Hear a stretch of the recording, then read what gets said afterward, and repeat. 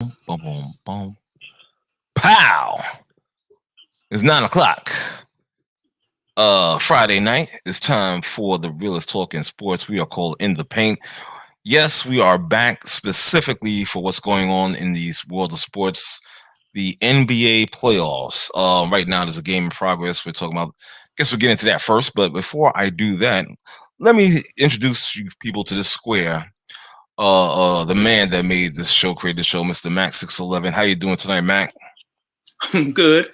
Call me a square. The delayed reaction. That's why I called you a square, because you just like bow, went over your head like real quick. You know what I'm saying? How you doing, man? I'm good. All right, that's good. It's been a minute. How you doing? I know. I'm there. Yeah, we got these. We got these conflicting schedules or whatnot. My job, the scheduling is rotating around, so I can't really be on as much as I would love to. You know what I'm saying? But it is what it is. But I'm here. That's right. Also, we're gonna bring in my man representing NC, formerly from NY, my brother Dominic. How you doing tonight, Dom? Good evening, gentlemen. Brother. Good evening. What's up, Good evening, Max? brother. What's up? What's up? What up? And you good, brother Dom? Yeah, got y'all on the iPad, Knicks on the iPhone. Okay. Oh, you appling it up. We also have two other people with us. We got my man Jay. Jay, how you doing tonight? I don't know if you heard me, but Jay, your mic is live. And also my representing Hollis, Queens, with the hat and everything. And I like the other picture, brother. That was tight. Oh, yeah. My man Dave, that was tight. In the Adidas suit. Yeah, that was tight. I was like, okay, I'm feeling that. That was live. I ain't gonna lie to you. That was tight, brother. He probably had on. Did you have on the shell toes or you had on the Clyde Pumas? No, actually, I had on the Adidas Y3s. Okay. He lying. He had on big ball of slides. He lying. Big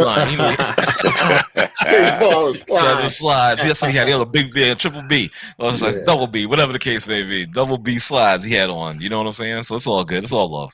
Thank you guys for joining us tonight. We got a pretty good show on deck. Right now, we're talking about the New York Knicks and the Atlanta Hawks. That game is going on right now as we are speaking. Wait, it's on? The game is on, right? Yeah, it's been on since like 7. Yeah. It started already? Oh, yeah, for sure, D. End of the third quarter, the Knicks are down. I'm kidding. 83 to 68.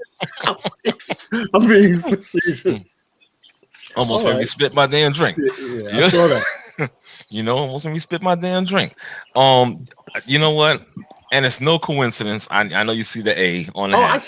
I see it. Okay, so before y'all start getting on me, no, I am not wearing this because Atlanta is playing. Of all the hats you have, you put that crap on? I felt like it. I felt like a little color. Normally I rock all black, but a different insignia. You know what I'm saying? So it's got a little bit of red. I'm not a little bit of red, a little bit of blue. Screw the Atlanta Hawks. I do not like the Atlanta Braves. And the Falcons are the Falcons, whatever. That's anyway.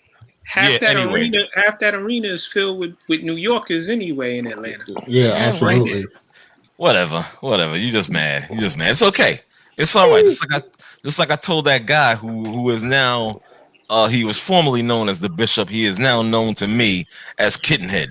That's how I'm going to refer to him from now on. Yeah, Kittenhead. That's his name. He is no longer the Bishop here to me. All right. So in case you guys get confused, like why are they calling somebody Kittenhead? Now you know. All right. Okay. That is James, I'm not gonna mention his last name, aka or formerly the Bishop, because he is not the Bishop anymore. He is now Kittenhead officially. That's it. Hey, I gotta start it hard, man. What can I tell you? That's life in the city. Can we all just get along?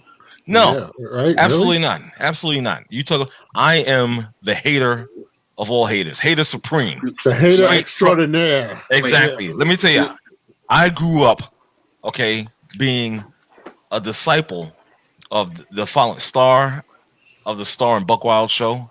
Yeah, that's me. I am a disciple of that. And I'm going to continue that trend until I die. All right. So that's just what it is. Hear violence? Wait, let me not say that because Kwame Brown out there flaming people. Yeah, he ain't doing nothing to me. He ain't doing nothing to me. I don't care. I need one of those shirts, man. Hey man, I know, man. So do I. Thank you. I appreciate it, man. I'm getting it out there. there. On the fan. Yeah, I ain't from. No, I'm not. No, I'm not. I'm making my debut. I'm gonna make your wait a little bit. So I told you it's time for me. Yeah, so it's time for me to rise and shine.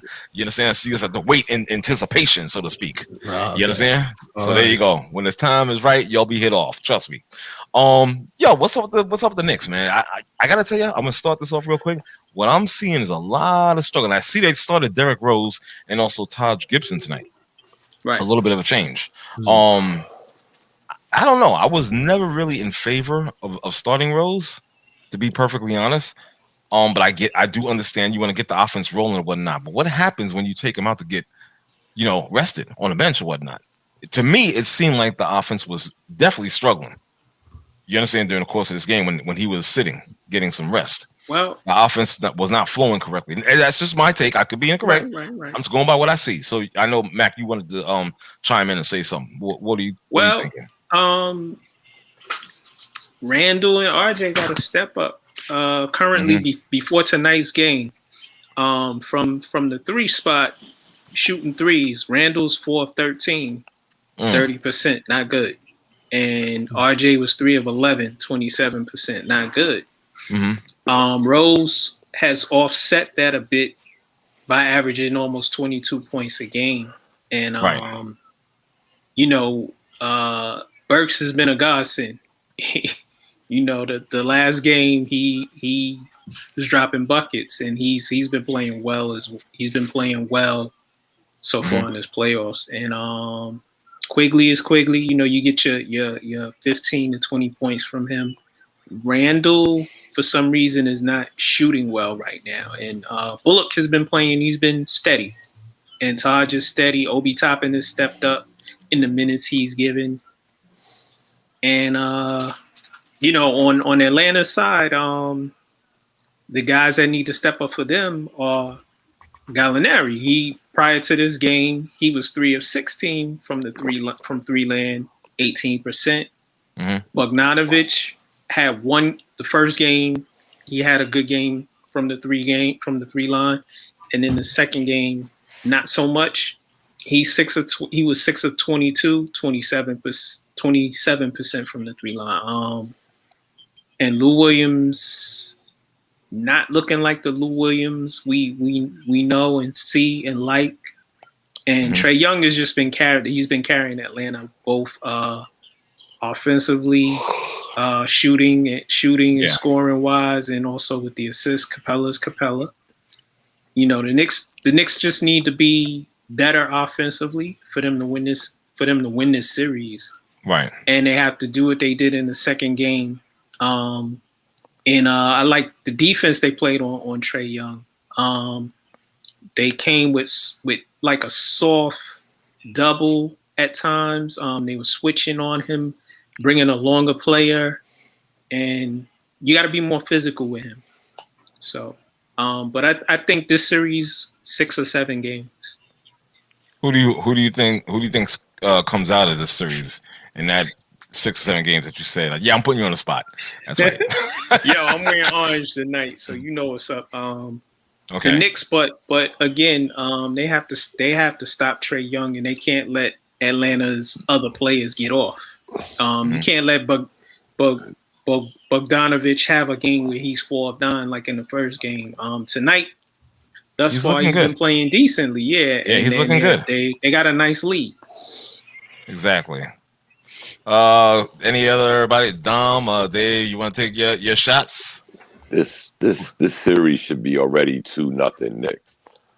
Y'all know I'm a numbers guy. Yes. Every number that you have that the Hawks are good at, they are not getting near those numbers. Rebounds, points, field goal percentage, 3-point percentage. The Knicks have held them under that in every game this season, actually. That's why I said at the beginning of this, you don't look at the Knicks swept them 3 games in the season. You look at how they beat them. There's only one game they got barely above their average. That was the overtime game. The Knicks out-rebounded them every game, outshot them every game. The Knicks have hit a lull. They've almost gone back to the pre-March 1st Knicks. when they were damn near 30th in the league in scoring. But that being said, you notice even in the first game that the Knicks lost by 2 points. When the Knicks decided to put foot in ass, the Hawks couldn't do nothing. And that's the issue with the Hawks. You make them take shots they don't want to take. When they're running freely and doing all of that good stuff, yeah, any team will be good at that. The Knicks' problem is, honestly speaking, Julius Randle and R.J. Barrett. You can't put it in all the nutshell. The good thing about R.J. Barrett, when he goes south, you got Alec Burks. When Randle goes south, you don't have an Alex Burke. You know, I don't care how good Toppin is playing with his 4 points and giving good minutes to give Randle a break. Don't get me wrong. But he's not giving points. The Knicks need points like they've needed all year. But that being said, I almost turned this game off, and not because of the score, because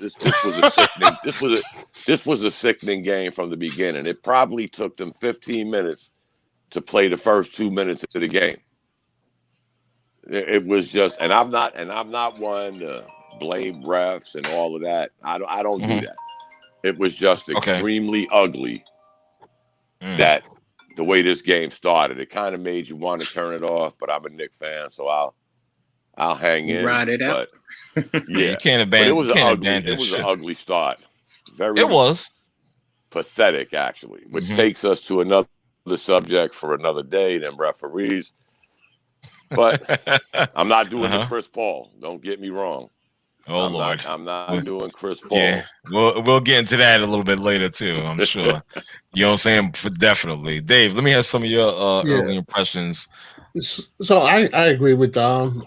Honestly, I just been like looking at the scores on my phone, and there hasn't been a reason to turn on the TV yet. So I'm just following, on my phone. But I will say that the Knicks offensively are playing like DeGrom is pitching. Now that's an interesting statement. I mean, it's like how the Mets offense is when DeGrom pitches. Oh, okay, gotcha.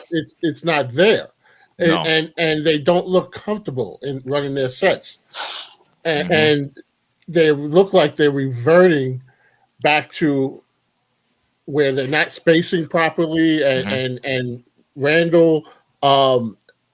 It looks like he's getting the ball. They're feeding him, and he doesn't really feel comfortable with the bright light on. That's what I'm seeing, and it's I'm not going to knock them about it. I mean, these guys have never been on this stage before, and it's one thing to be the underdog. It's another thing to go in there where people are saying that you should win this series, and then you've got to.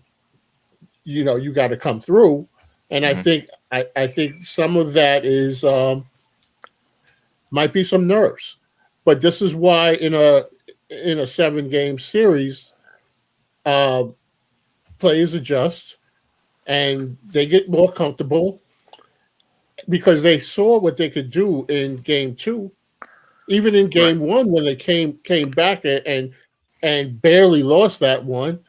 And then in game 2, they didn't start off very well either, but second half they were a totally different Knicks team. So they know what they're capable of. I think they just have to trust themselves in that moment. You know what I find interesting about this is I was watching this game tonight, and matter of fact, I know the announcers were saying it, and of course I noticed that as well, is that it took them too long in their offensive possessions before they got a shot off. Yeah. You know what I'm saying? If you notice that, and it seemed like, when they notice it, if you have like about 6 or maybe 7 seconds, now you're rushing your shots. You understand what I'm saying? You're feeling rushed. You're feeling under pressure.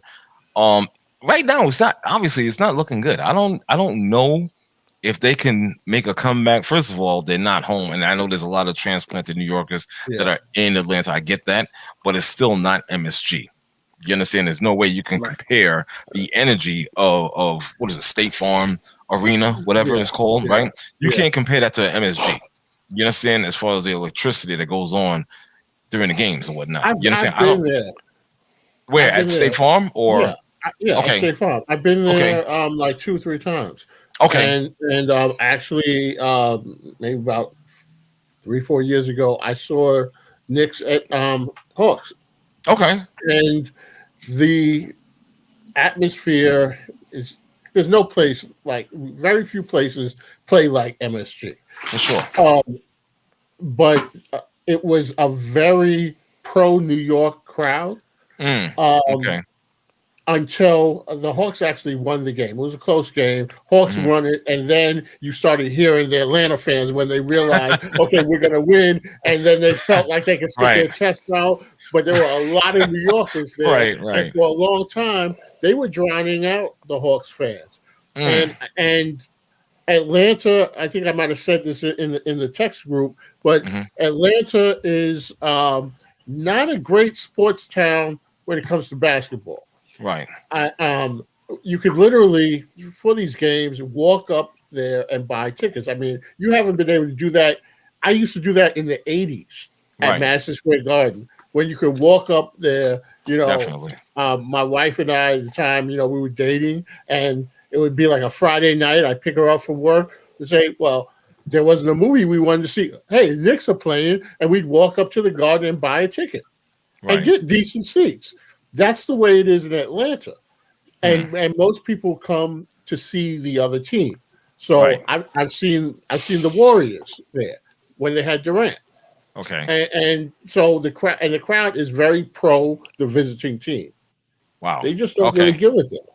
So, wow, it's like that. It's like that with a lot of their sports teams are. I mean, the Atlanta Braves are probably the first team in 2,000 years to not have sold out a World Series game, and they were playing the Yankees. Wow! So that lets you know that probably 65% of the people that decided to show up were actually rooting for the Yankees, because Atlanta is like New York South. Actually, there's so many New Yorkers that live in Atlanta, but they never really supported their pro teams. You're right, Dave. I used to do the same thing in Atlanta when I used to go see my brother. That I do at Charlotte. Just show up to the game and buy a ticket. One second, guys. This show is about to take a left turn. I issued a challenge, and I think he actually had the that's right. He actually had the cojones to actually pick up the gauntlet I threw down at him earlier today, and I'm going to add him right now. Too bad he's not showing his face, but Reggie, your mic is live. Thanks for joining us. What's up? Wait a minute. Hold on. What did I walk in on? It's the other Reggie. It's the other Reggie. Oh, okay. Which Reggie is this? I'm sorry. My Reggie. Our Reggie. Reggie A? No. Reggie M. Oh, I'm sorry. My bad. Whoa. My bad. Yeah. My bad. That's what I thought it was. I'm like, what did I walk in on? Hold on. No, my bad. Hold on. Let me. Yeah. I issued a challenge to the other Reggie in the group, who's a Laker fan, to join us tonight. But obviously, and he did that early in the day. Mr. Adams. Okay. Hey, let's not give out his government. Yeah, let's not give it us government. Give it a break. Yeah, but I guess he didn't get. But so in other words, we can get him on another time. No. To make a long story short, he doesn't have any cojones. Forget what I said. I thought he did, but I guess not. Apparently, So there you go. Yeah. Well, you know what I'm saying? Well, in other words, let's welcome Reggie McCoy to the show. Indeed. How you doing, Thank you, gentlemen. Yeah, do it the correct way. I'm sorry about that, Reg. My bad. All right, welcome. It's all good. What are some of your impressions on the game that's happening right now? I'm not referring to the series. My Brooklyn squad and the series. I'm talking about the Knicks versus Atlanta Hawks. The way it's going, it looks like they should actually be down 3-0. That's my opinion. They lucked up the other night. If Derrick Rose doesn't go off like they do, this series is done. That's strong words. Strong words, but I'm not in. Listen, I'm not gonna disagree with you. I ain't gonna disagree with you. I'm just not. What I've been seeing, man. It hasn't been like a really, and I understand their limitations on offense. I'm talking about the Knicks. I get it, but at least have a little bit of free flow to it. It's like they are struggling, and if it wasn't for the real MVP, and no slight at Randall, but that's Derrick Rose. I don't care what anybody says, because that boy has come here since that trade, and he has done his thing. You know what I'm saying? He's playing like just fearless, and he's being very effective in every game that I've seen. You understand, with him in there. So I'm just saying, man, it hasn't been free flowing as it should have been. I see a lot of struggles, especially when Rose isn't out there guiding the way. You understand? But you gotta be careful or listening to the pundits on TV, because we see the Knicks more than they see the Knicks. And this is how the Knicks play. Big, good, bad, or indifferent. The Knicks are built to play defense, muddy the waters, hold you under 107 points, and take their best shot at that. And hope that a Rose or a Burks comes in, gets hot. And that's been their MO all year. The NBA don't like it. The NBA, no matter what Nate McMillan says, the NBA would prefer the Knicks not be in the playoffs because they upset the apple cart. They play defense. They're not a high-flying offense. This is upsetting the NBA's apple cart. I don't know.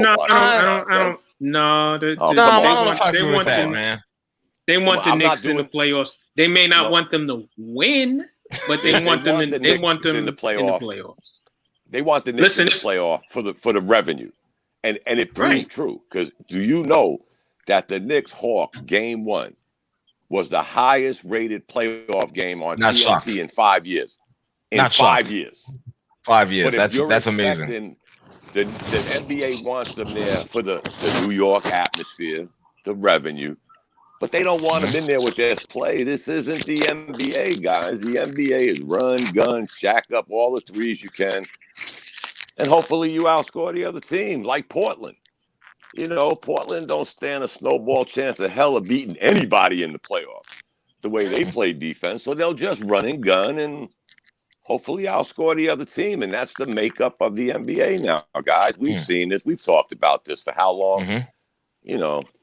If you're holding your opponent to 107 points, the Knicks, throughout the season, and that's the best in the league, what does that tell you? Everybody's scoring 110. It's an offensive-driven league. I'm not knocking it. No, it is. That's just what it is. Yeah. Right. Listen, they what it is. They want the game played at a fast pace. That's why they changed the clocks on certain things. They want the game at a faster pace. It's sloppier to me. Like, remember the text I sent y'all when I watching one of the Philly games? No, it was Milwaukee. And Milwaukee got 4 offensive rebounds, and they took 4 threes and missed each one. And walked away with no points. Got them right. The way me and Reggie were taught, when me and Reggie played, you get a rebound, you kick it back out, you reset. Right. Not in this NBA. You get the rebound, you throw it out, you shoot another 3. Yeah, that's again what it is now. Not to beat a dead horse, but that's what the NBA wants. You get an offensive rebound, now you only got 14 seconds to shoot. Yeah, this is what they want. Hurry, hurry, hurry. Right. That being said, has it been working for the NBA? Not according to the ratings. Not according to the ratings. Right. Like except Ronan the Knicks said, upsetting the apple cart. Ronan said strange, Barrett and guys. Randall are bugging the F out tonight. Barrett has 3 points. He's shooting 14% from the field. Randall is shooting 15 from the field tonight. Rose is playing well. Of course. And then he said, Wow. Yeah. Wow. I don't understand. I mean, maybe my ignorance is coming out, but those are the 2 keys. If Rose shot a little better, and if RJ, whoa, and if RJ, what do you mean if Rose shoots a little better? I meant Randall. Oh, okay. If Randall shot a little better, we probably win game 1. Oh yeah. Or Barrett. Yeah. Right. If they shoot a little bit better. But unfortunately, right now, their warts are showing. Randall is sort of reverting back to the Randall we saw last year, who got numbers, but it didn't reflect in anything good in winning. You know, Wow. And he's not getting any numbers right now. He's just shooting bad. Yeah, he got numbers, but not within the offense. You know what I mean? It was like he got his own numbers, but it wasn't in the context of the team offense. Right. And he didn't shoot a high percentage last year. Right now, he's shooting woeful. I think I know they watch video. They're going to watch a lot of video and break down things. I would actually make them sit down and watch the game entirely. And if they walk away as disgusted as the fans were, having to watch that entire game, not just breaking down film, sit them in a room, play the game from the first quarter to the final minute, and make them feel what we're feeling. Maybe they see, because I don't know if they see how bad they really look. I have a question. Okay. Randall has been in the playoffs how many times? Never. This is his first. Okay. Third game. And Barrett, well, we know this is his first playoff series. I mean, as we all been saying, it's been a great season for the Knicks. Not saying that it's over, but it does say a lot. I guess you want to use that cliche of playoff experience. Not saying Atlanta Hawks have it, but Atlanta doesn't have it either. Right, but except for a few players. I guess the lights is shining on these guys, and they not shining with the light. Hey. Well, yeah. I said that too, but this is Trae Young's first too, right? Yeah, absolutely. I believe so. Yeah, absolutely. I believe so. You know what? But he's the thing. I'm sorry, Dom. Go ahead, brother. No, I was going to say Trae Young's game is more predicated to, absolutely. Even if the lights got a little hot, he's going to do what he does. He's going to shoot. He's going to penetrate. Guys like R.J. Barrett, Julius Randle, they have a separate skill set, and they don't have a various amount of skill sets. Come on, I'm not throwing R.J. under the bus. He's a kid. But again, the streak that RJ had to end the season, is that the real RJ Barrett, or is the real RJ Barrett we're seeing now that we saw last year, that we saw at Duke, where he wasn't a good shooter? Damn the lights. I mean, if it looks like a duck, it quacks like a duck. Most of the time, it's a duck. Again, no knock against the kid. Well, hopefully maybe they should play their playoff games in Indiana. He was exactly. He was lights out in Indiana. 90% from three. But I'm saying, is that a blip or a trend? I mean, it's funny. It's a blip. And I'm a Knicks fan. Definitely. Yeah. I agree with you. Yeah, you're right. I agree with that too. You know what kills me though, and this is gonna sound really crazy, is the fact that there are some. And I'm not saying anybody in here, but there are some that feel that these guys should have been booed and all that stuff. And I'm like, especially in the case of Randall, I totally disagree with that. I totally disagree with that. Yeah. I'm against that 100%. You know what I'm saying? Yeah. I'm not, and I'm not a great Knicks fan. I'm not. You already know that. But I'm just saying. You're not even a mediocre Knicks fan. No, I'm not. Right. Just like repping the A tonight. I don't know. Yeah, I saw on Twitter people were saying after game 1 and even after game 2, if we could have made a trade for such and such and such and such and such and such, you make it, and then Randall is in the number 1. He's your third best player. And I'm like, well, 5 minutes ago, y'all was screaming MVP. Which one is it? Yep. Right. But there you go. There goes that misnomer, guys. And no shade. Right. I'm from the Bronx. Right. But let me finish. Misnomer of New York fans being sophisticated. And not sophisticated. Right. Let me finish really? though. If I'm sorry. No, that's okay. If he was the MVP during the regular season, now he should be the third best player.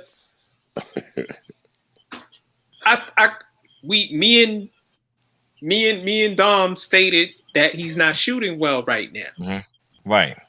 He could play better. His stats say so.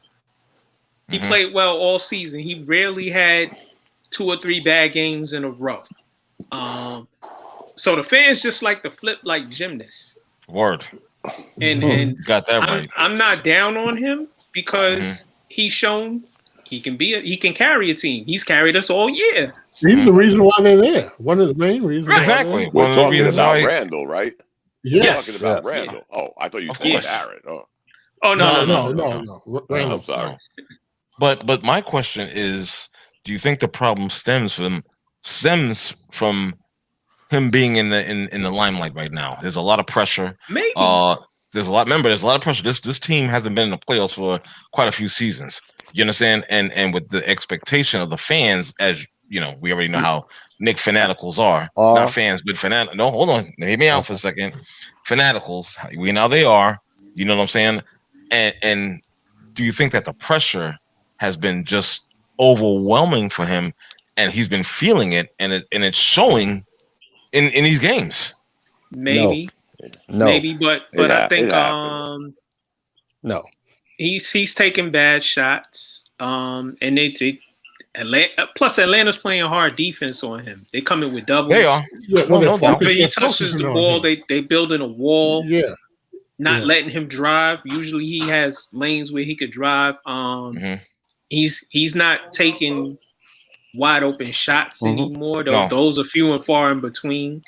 So, it's part defense and part he might be feeling the pressure, but okay, it is what it is. Answer also I think limelight is part of it, but I think sometimes if you've never been there before, sometimes you might underestimate the pressure of the playoffs.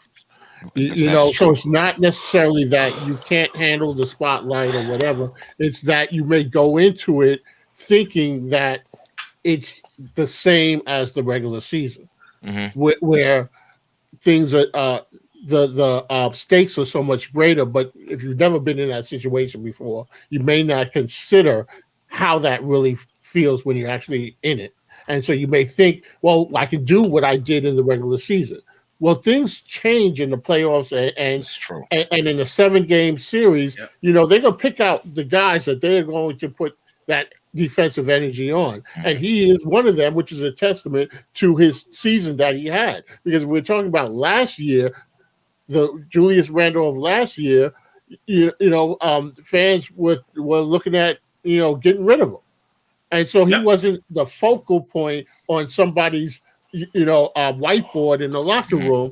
Now he is. And so it comes with it. So I'll just say, the last thing I'll say about it is I'm very happy with the Knicks this year. Okay. And Dom may be one of the few people that even gave them a chance going into the season. Because I know I thought it was going to be lottery again. And so everything that they did this year, I'm proud of them for. And I don't want to make it sound like I'm putting the nail in the coffin, because this series is far from over. But I'm not going to knock those guys. They've got growing to do. I think RJ Barrett may be who he is right now, but I also think that in another couple of years, because the kid is 20? I think we haven't seen what RJ Barrett could become. It may not be here in New York, but I'm not going to throw the kid away either. So I'm pleased. Of course, I want them to go on, but if they don't, I'm not going to be booing and bashing the Knicks. They gave me more than I could ever have anticipated them giving. The thing with Julius Randle, even let's say the lights get brighter. I get it. But when you really look at this whole season in a nutshell, and the Knicks winning 41 games, the lights were pretty bright for him from the get-go. And he is one of only 2 or 3 players, Joker, can't think of the other guy off the top of my head, that led their team in scoring, rebound, and assist. So during the season, he was able to feel and pass it's something, I don't know if it's mental, because come on, guys, this ain't the Atlanta Hawks. They don't average giving up 90 points a night. They ain't one of your best defensive teams. They're nowhere in the category with the Knicks when it comes to playing defense. You know, I chalk it up to Anthony Davis. What did Anthony Davis do in the playoffs prior to getting with LeBron? Nothing. I mean, but where's the context with that, Dom? He was playing on a so-so team. Hold up. I have to jump in real quick on this, and then I'm gonna let you get back. I'm sorry, but Mac 6'11" just said bye to the New York Knicks. I know. Where at? On Twitter and in Facebook. And on Facebook. Well, but you know I do that. Listen, I do the buy for my team. I do the buy for the teams I don't like. Whatever game I'm watching, right. At the end of the game, that team that lost gets the buy. He's consistent. You couldn't wait another minute, 15 seconds. 17 seconds. I mean, you couldn't wait. You know it's inevitable, but you just couldn't wait. You couldn't help it. Hey, listen, we got our boy that's on here from formerly of Chi-Town, shares the same name as that Dom from North Carolina. Now he's out in Cali. What's up, Hannibal? You think your mic is live? How you doing tonight, man? I just want to say, get rid of RJ Barrett, and y'all will be better. Wow. Hold on. Break that down for me, though, Dom. Why? Wow. That's why we share the same name. Year, right? What's that again? This is second year, right? Second? Yeah. It's the second year. Second year. Yes, sir. I haven't seen not even like an ounce, an inch, a grain of salt of progress. Damn. The man he's still confused. I don't even think Tibbs know what to do with him. No, so he got a little better this year, Dom. But go ahead. I don't. Maybe I need to be a New York loyal fan to say that, but I ain't see nothing. I'm just gonna be honest with you. Because what I saw last year is what I'm seeing this year. About 2 to 3 good games, then 10 straight games, he just boo-boo. And this is not talking down about him. Like, seriously, like, Tibbs don't know what to do with him, so just get rid of him. Because and he's a valuable piece. Well, he's not valuable to that team, but a lot of people want him. So put him out there so you can get some, so you can make this team better. Seriously, because, oh no, he got a little better though. Dom, he got a little better. What are you doing right now? How many points you got right now? Well, this is this game, but for the season, he got better. He bright lights. Randall ain't playing good either, so. Yeah, I'm expecting that, but I'm just saying he's been given. Listen, all right, man. Like I said, I maybe I need to be a loyal Knicks fan, but please let this man go. Nah, they're not gonna let him go, Dom. Yeah, he had a slightly better year this year in all facets offensively. Scoring was up a little bit. He was more efficient this year, especially from the three, which is what he doesn't do well, and he did that a little bit better this year. I don't think they need to move him unless you're getting somebody better, and they're not going to move him because they.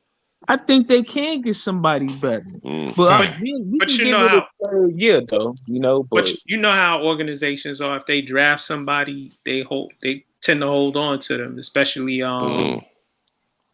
he's a hard worker, and he doesn't cause problems, so they're gonna keep him. I personally, I don't really like his game, but it is what it is. Hopefully his. Far be it for me to agree with Dominic, because I am a loyal Knicks fan, but I got to agree with him on this because I've been saying this for a minute now. And I hate to keep looking at, and we shouldn't either, that a guy is 20. He was the third pick. We've seen what the Knicks have done with picks, guys. Let's just be honest with that. But they don't develop them and they don't keep them. it ain't even that they don't develop them, Mac. They just weren't that good. Let's be honest. What was the take on Frank Ntilikina? He had long arms. Kevin Knox, he was a nice kid. You're drafting people on those expectations, not basketball. Savant. Kevin Knox is a good young kid. Kevin Knox can't get out his way. We've had some blunders at draft picks, guys. We can't keep holding on to, we drafted our third, so we got to give them 7 to 8 years. But, there comes a time, Mac, I'm sorry, there comes a time where we could say they're not developing him, but you never hear we try to develop him. And right. But compare Barrett to those two bums. Which two bums are we talking about? You just mentioned Knox and Frank. Okay. Frank is averaging the same 5 points he averaged in France when he was a starter, and that's not good at all. It's not good at all. Well, tonight, RJ looked just like them. Exactly. Hey, but which takes me back to the pick. What? And Knox has regressed each year that he's been here. Well, there was no stability either. So, I mean, come on now. I mean, this is his first. Yes. With Knox, bro, he went from starter to not starting to not playing at all. How many coaches has he played for? Listen, with starting. That could be a double. That could be a double-edged sword, Reg. Not playing. I looked at that before. That could be a double-edged sword, Reggie, because if you had that many coaches and all of them are still seeing the same thing, I'll tell you what, guys, as much as I don't like Knox because he don't have a motor. But the way the Knicks are playing on offense, I would at least try to get him out there. He still could shoot pretty good. He could shoot better than RJ Barrett. I would at least. But he does nothing else. I mean, I hate to try it at the end of the game. Lost on offense. Yeah, there was a time during the season where he was a pretty, and this is like a little short stretch now. Don't get me twisted. Where his shot was improving, especially from the 3-point range. It was, but just like Max said, he lost his way. Oh Lord. Okay, here we go. Ladies and gentlemen, the man that was formerly known as the Bishop. I'm gonna. How you doing, Kittenhead? What's up, buddy? Wow. That's your new name. Get used to it. Good evening, lady and gentlemen. Wow. Good evening. That's all right. That's all right, Kittenhead. That's real cute. Real cute. When you sent it, I snickered a little bit. You laughed. You know what's funny as hell. You laughed your ass off. I snickered a little bit, and I was like, you know what? That fucking thing is black.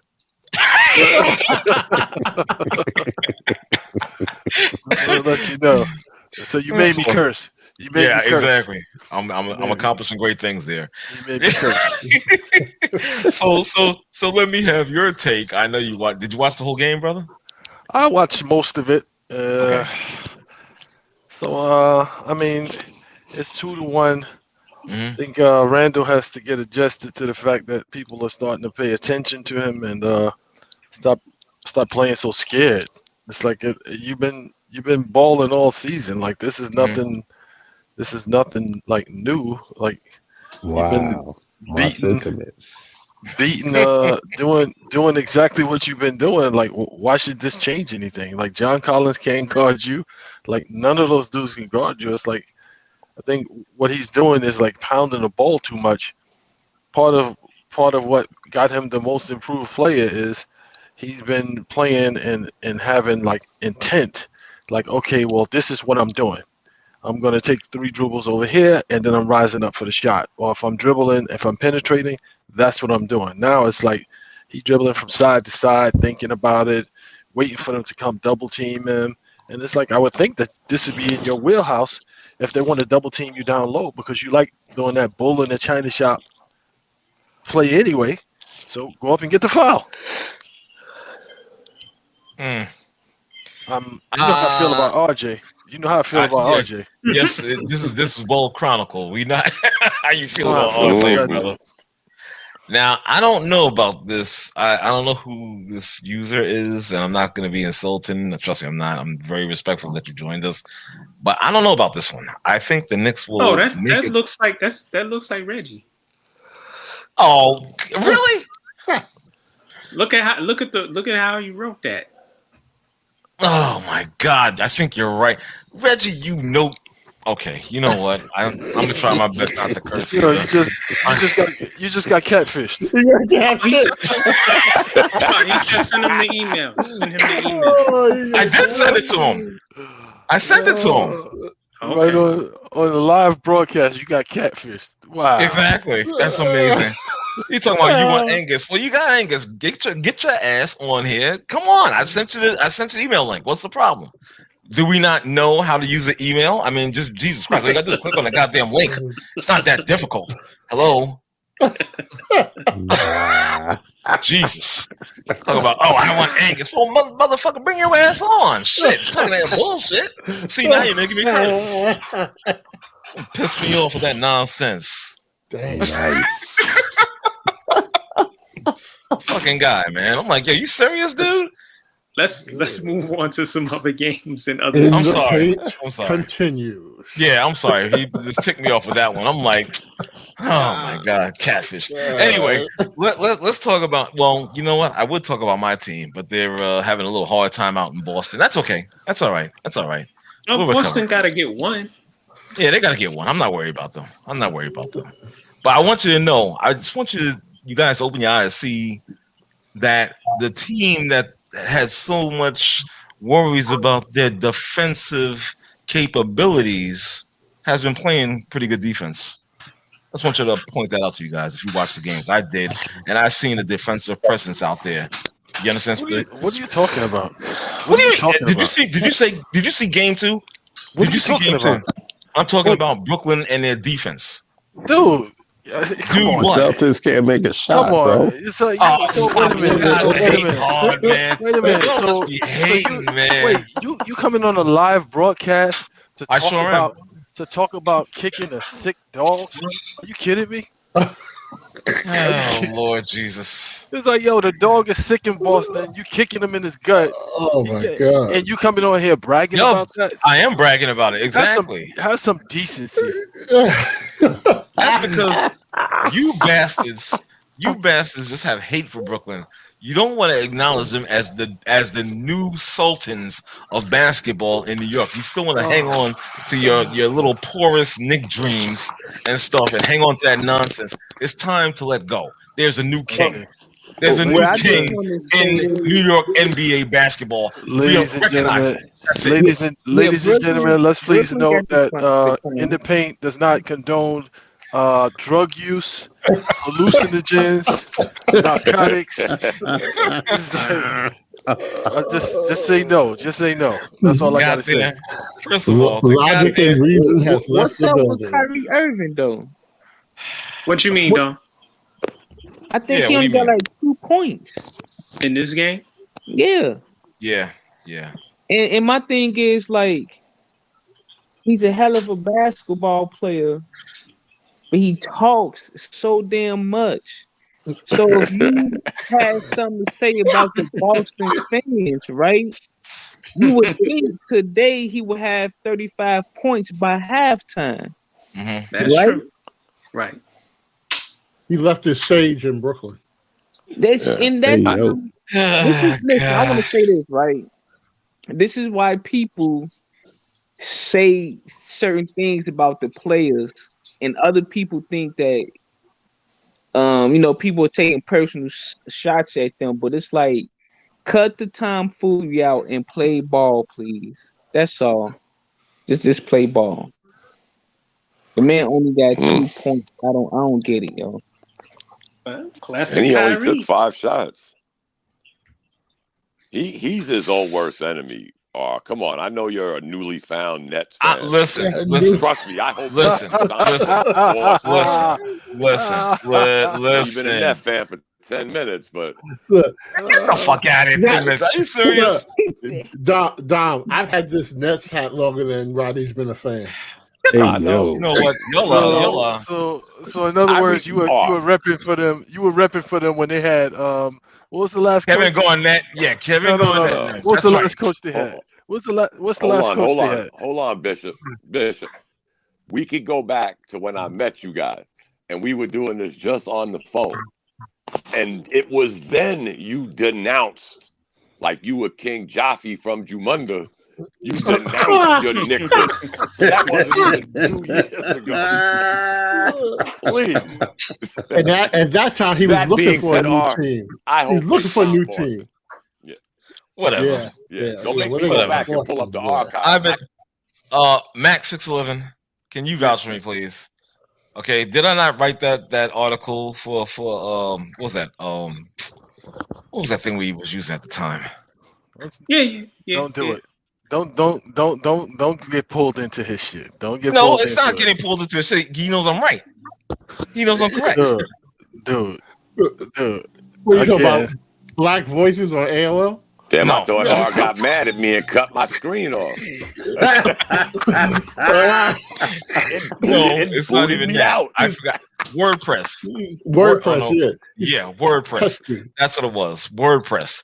And I wrote this scathing article on the Knicks and whatnot. And I basically said I was done. Max 611 could back me up. And that was years ago. That was years ago. So for you guys to bring up this, recent and blah, blah, blah, get the freak out of here. I'm not trying to hear that nonsense. Nobody's denying that you denounced the Knicks 10 years ago, but you newly found the Brooklyn Nets because you were looking for a team for a while. I stuck local. And I stuck local. Thank you. You didn't just jump over to the Nets. I stuck local. I stuck local. No. The bottom line is I stuck local. You're in second place. I'm a Met fan now. Come on, man. Whatever. I stuck local. Right. I wasn't one of those guys. Let me tell you something. I wasn't like one of these guys, like a Reggie, saying that would go to the Lakers or whatnot, or Golden State with Kurt. I wasn't one of those guys. I stuck local. So the hell with you, though. You don't know what you're talking about. Not that BS. This with the man sitting here with an Atlanta Braves hat on. So what? Yeah. I like collecting different hats. So what? What's the big deal? What is the issue? I can't. I can have a Celtic. I could wear a Celtic hat if I wanted to. You would never see me do that. That's you. That's not. You're not me. I love that. So if I'm deciphering your vernacular correctly, here we go. What you trying to say to us is that you were repping when they had Kenny Atkinson. You were a diehard Nets fan. Yes, I was. Really. Okay. And now look at this. I go from one bullshitter to another one. This guy. He bounced. Oh, the great Thanos, whoever that is. I got a feeling. I think I know who that is. Thanos. Like, get the fuck out of here. Boy, why so angry tonight? No, because you guys are trying to just like kind of discredit me live and whatnot. I'm like, get the fuck out of here. Bullshit. But on the real, trying to hear that. Getting back to the series. Yeah. Easy walk for the Nets. Boston might get this game. So it'll be a gentleman's sweep. Okay. They better let Boston get this game. That's stupid if you let Boston win. That's stupid. They ain't winning. Get it over with. 4 games, get it over with. That's true. I like what you're saying. I agree. Yeah, for sure. Yeah. That's what it should be. You know what I'm saying? But oh God. All right. Let me see. But what about the Clippers? Oh, please. The paper clips? Yeah, exactly. All right. Well, you got somebody else on? Yeah. Let me see. Go ahead, Dom. What are your thoughts on the Clippers and Dallas? Dallas. Well, I told y'all last year about the Clippers and Mr. The Claw. I mean, frauds. They've been frauds. I told y'all. And Kawhi has to play with a Kyle Lowry or a Tim Duncan and a Tony Parker and Ginobili. That's the only way he gonna win something. So they might as well. He might as well just pack his bags and say, "Hey, it's been a good one, LA, but I failed y'all." He ain't even gonna do that. He's just gonna not say nothing. And I think he's gonna leave the Clippers if they don't play well. And Paul George, he Wesley Snipes. He doing the Wesley Snipes HBO's disappearing acts once again. Mm-hmm. Yo, they letting Luka busting in behind though. And he posted up Pat Beverly, told him he was too small. He told who else? He told somebody else, you can't guard me. That's not entirely true. I'm saying it's true. Luka is doing this thing, but you gotta look at what everybody else is doing around Luka. They're not stopping anybody else. Luka could go for 40, but you can't let Tim Hardaway and them go for 20 something. Well, Tim Hardaway will drop 20 on you. Tim Hardaway is legit. Okay, but this is where that's where the problem lies. If you just let Luka be a scorer and not a facilitator and get everybody else involved, the Clips win easy. But they got help. You letting these guys that's not stars shine. You're not gonna win that way. Only thing I'm saying is Kawhi is who we thought he was. Right. Who we thought he was. I keep reminding people when he beat LeBron, well, not him, when the Spurs beat LeBron, it was not because of Kawhi Leonard, and it never was.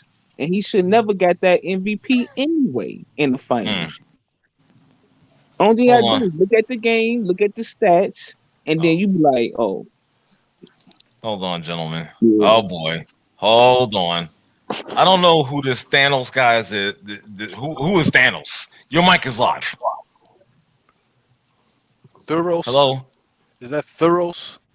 Thanos. I don't know. He's supposed to be some type of god. No, Bishop. R knows who he's talking to. Oh. Thanos, your mic is live. Are you there? Yeah. Okay, well, not speaking. All right. Anyway, getting back to the show. Well, let me ask you guys a question. In particular, what's your thought on Chris Paul? Let me. I had to bring that up.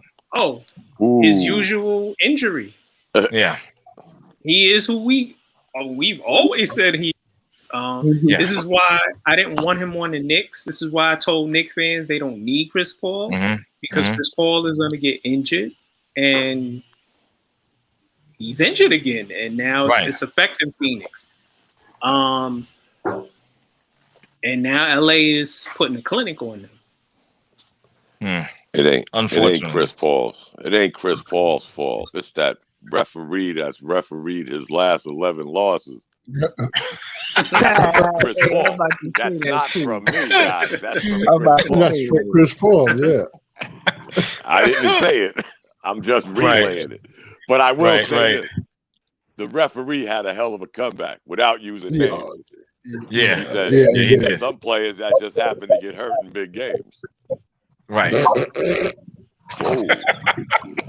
But you know what I have to say when y'all was talking about Kawhi, I don't know who coined the phrase rewind, me or Mark, but let's rewind about a year ago. We had a conversation about Kawhi. You got to admit, man, he's the smoothest guy in the league because things could go south and he just turns into Kawhi and don't say nothing. Walk away, and it's over. Everybody starts talking about Paul George. And you got to admit, you can't knock his hustle on. Come on. True. You know that's true. I ain't gonna deny that. You can't even say nothing. You know what I mean? Like, what are you gonna say? Oh, Kawhi didn't have nothing to say. Paul George been playing good too. Actually, he has stepped up. But he got no choice. Right, you know what else? What's the name is not a good coach. Tyronn Lue is not a good coach. So he's being exposed.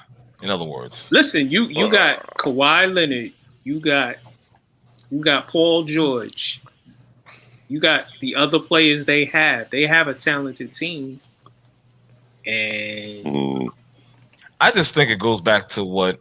Actually, this is a long time ago, man. Mac, I think Larry had broke it down on that LA Clipper team, and I think I mentioned it to you a little earlier today. No heart, man. No heart. Well, that too. You understand that? Maybe that's a hard thing to say, but I mean, damn. I mean, yo, even when Doc, this is Dominic from North Carolina, his favorite coach, Doc Rivers. You understand? They had success to a certain to a certain point. You're up three games to one in a series and you blow it. That to me, that is just what it is. They have no heart. You understand? And it could be in combination with a few other things, but to me, they seem like they don't want it. I'm just saying. All honesty, I think the Clippers have too many like items. It's like Paul George is Kawhi Leonard with a verbiage. They're both ISO players, good defensive players. Don't get me wrong, but they're like players. Who's the difference maker on that team? Like, if they don't go totally ISO, who's the guy out there hitting the knockdown shot? I don't know. If two guys on the other team is hot, who's checking? I can't even answer that.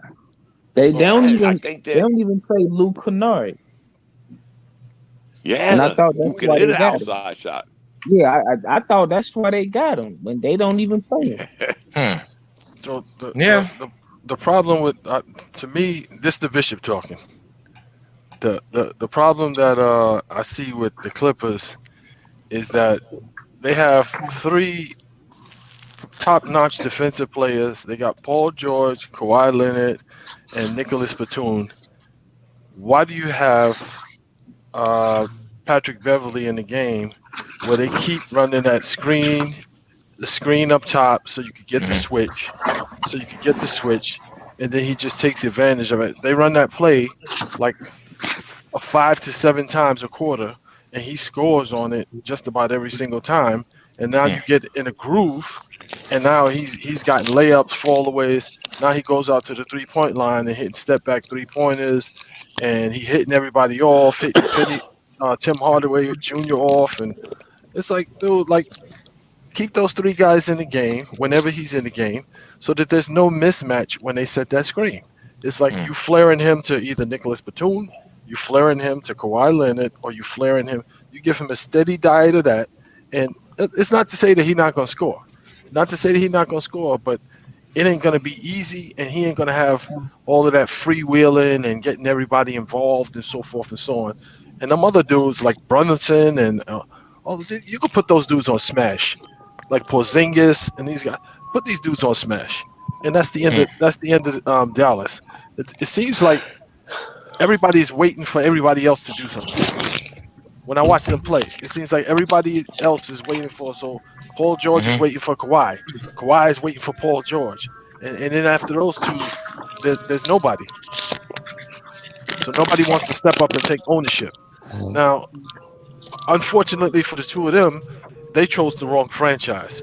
Because to me, like, the Clippers in their 51 years of existence have not even won a division title. They've not won a conference title. They haven't done anything. So, like, why would you think you're going to be able to erase that amount of history for an organization that has been historically trash? And the only thing that they do is talk. Like, when Doc Rivers got there, they started talking tough, and they still played the same way. So they haven't accomplished anything. No, absolutely none.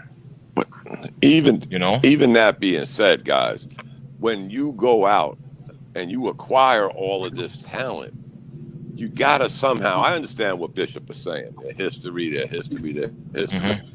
I mean, the Boston Red Sox didn't win a World Series from 1918 until they finally won one. So The history is there, but the organization went out and got all these pieces, to include Doc Rivers, who they actually gave up draft picks to get.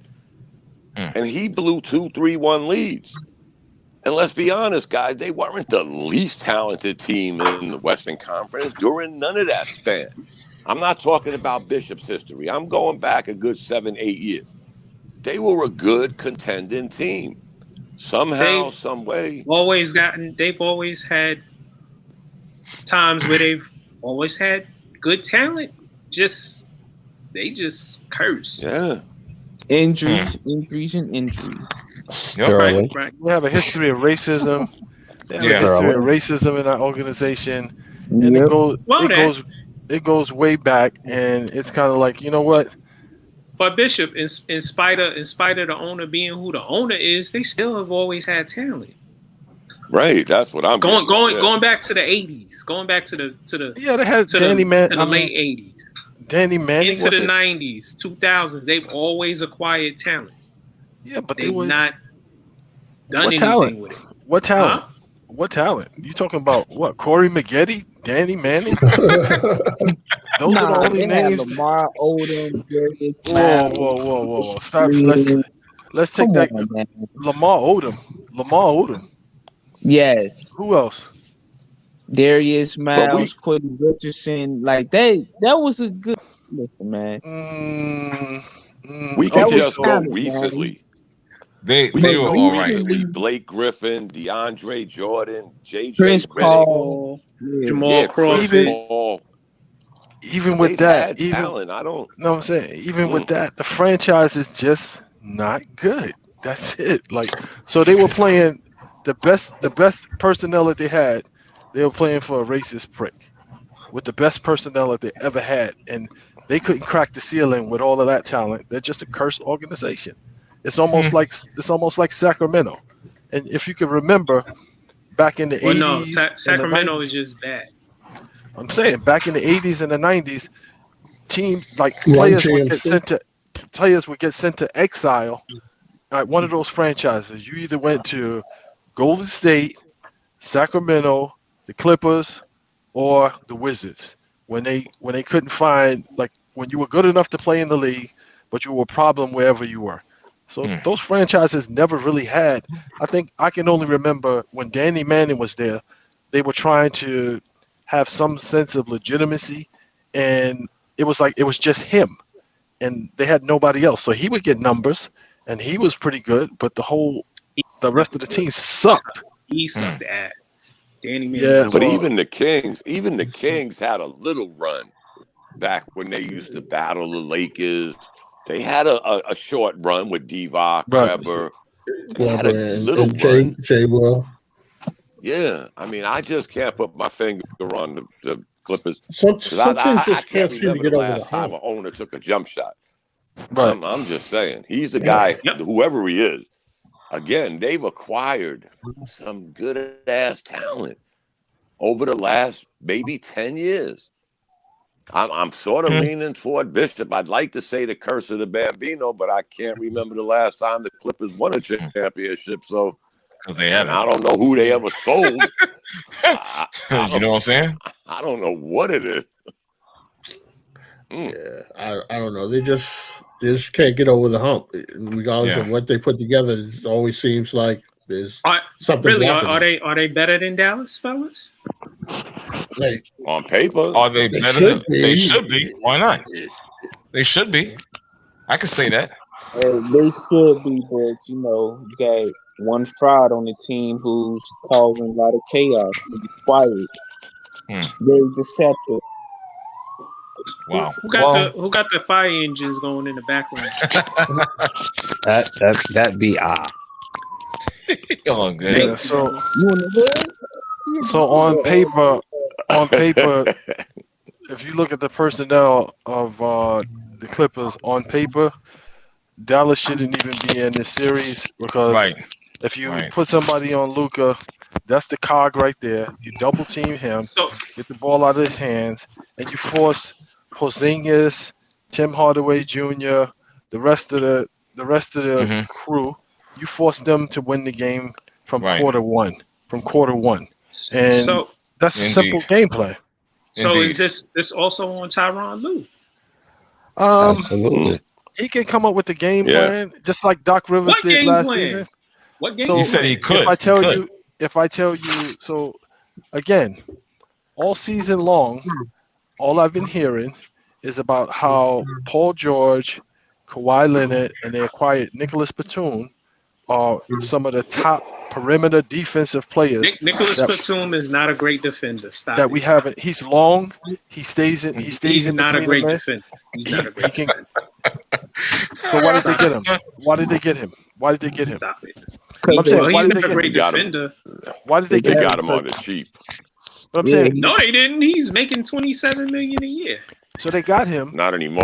Because I think that Hornets contract is up. the idea No, behind he's it was. making that this year.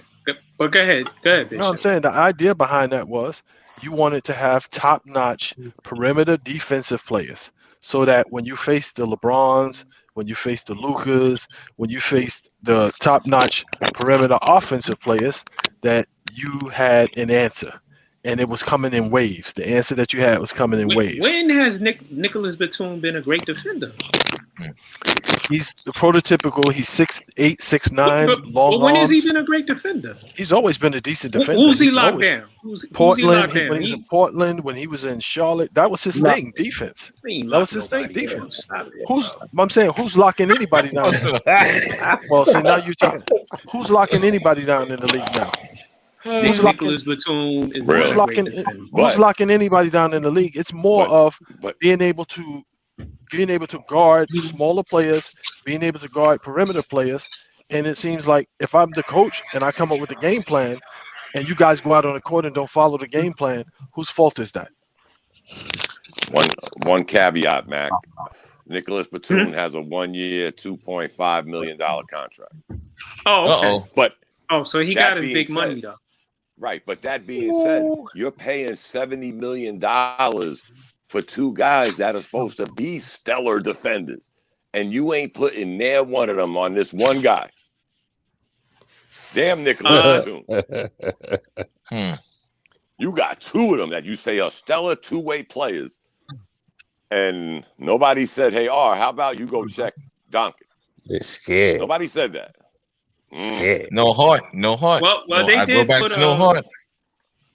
Or They back in the old miss him. days, a player back in the old days, which some of us remember, some player would have said, "I got him." Well, y'all saw what he There you go. did when y'all saw what he did to Kawhi, right? Yep. When What'd he do? Kawhi checked him, Yeah, he gave put him him in the blender. he gave him a Dirk Nowitzki. Yeah. He hit that one leg fadeaway. Right. But see, but this hold on. he should be doing this. Listen, Scotty used to just guard, and when he had to score, he'll score or pass that ball. Kawhi got to do that, man. We don't need to see Kawhi scoring 30 a night. I just think that that team is just lacking like on court leadership. I agree. You can say what you want. You understand? That's Luka's the best player on the floor. I agree with for that. sure. But again, but again, like I said, man, that on court leadership that they lacking at. They don't have a player to just like be that man, to be that guy. You understand? To lead a team to victory and say, hey, you know what? We're better than this. Get your head out your ass and be what you can be. Stop the nonsense. Kawhi. And then you go nothing. prime Rondo.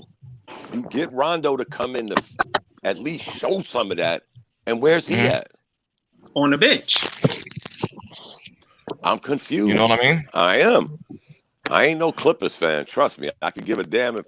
Matter of fact, they're on a 5-game losing streak in the playoffs.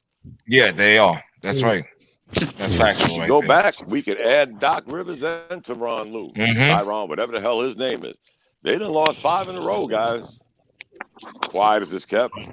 Might be 6 tonight. I don't know. Think about that for a minute. And that's counting being up 3-1 in a playoff series. Don't forget, Dallas gave them fits last year. And whose infinite wisdom was it for them to tank their last 2 games to get Dallas in the first round? Right. when they gave you a good run for your money last year. Right. I don't know, guys. That's, again, the NBA is confusing as all hell. I'll just be honest about that one.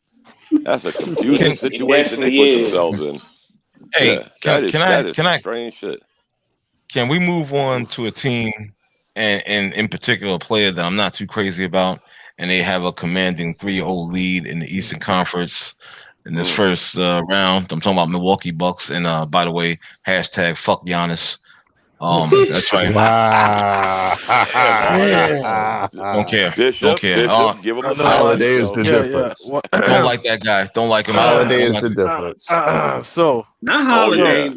Yeah. It's not just Holiday. It's the fact the that difference. No. Hold on, fellas. Hold on. But let me get this out there.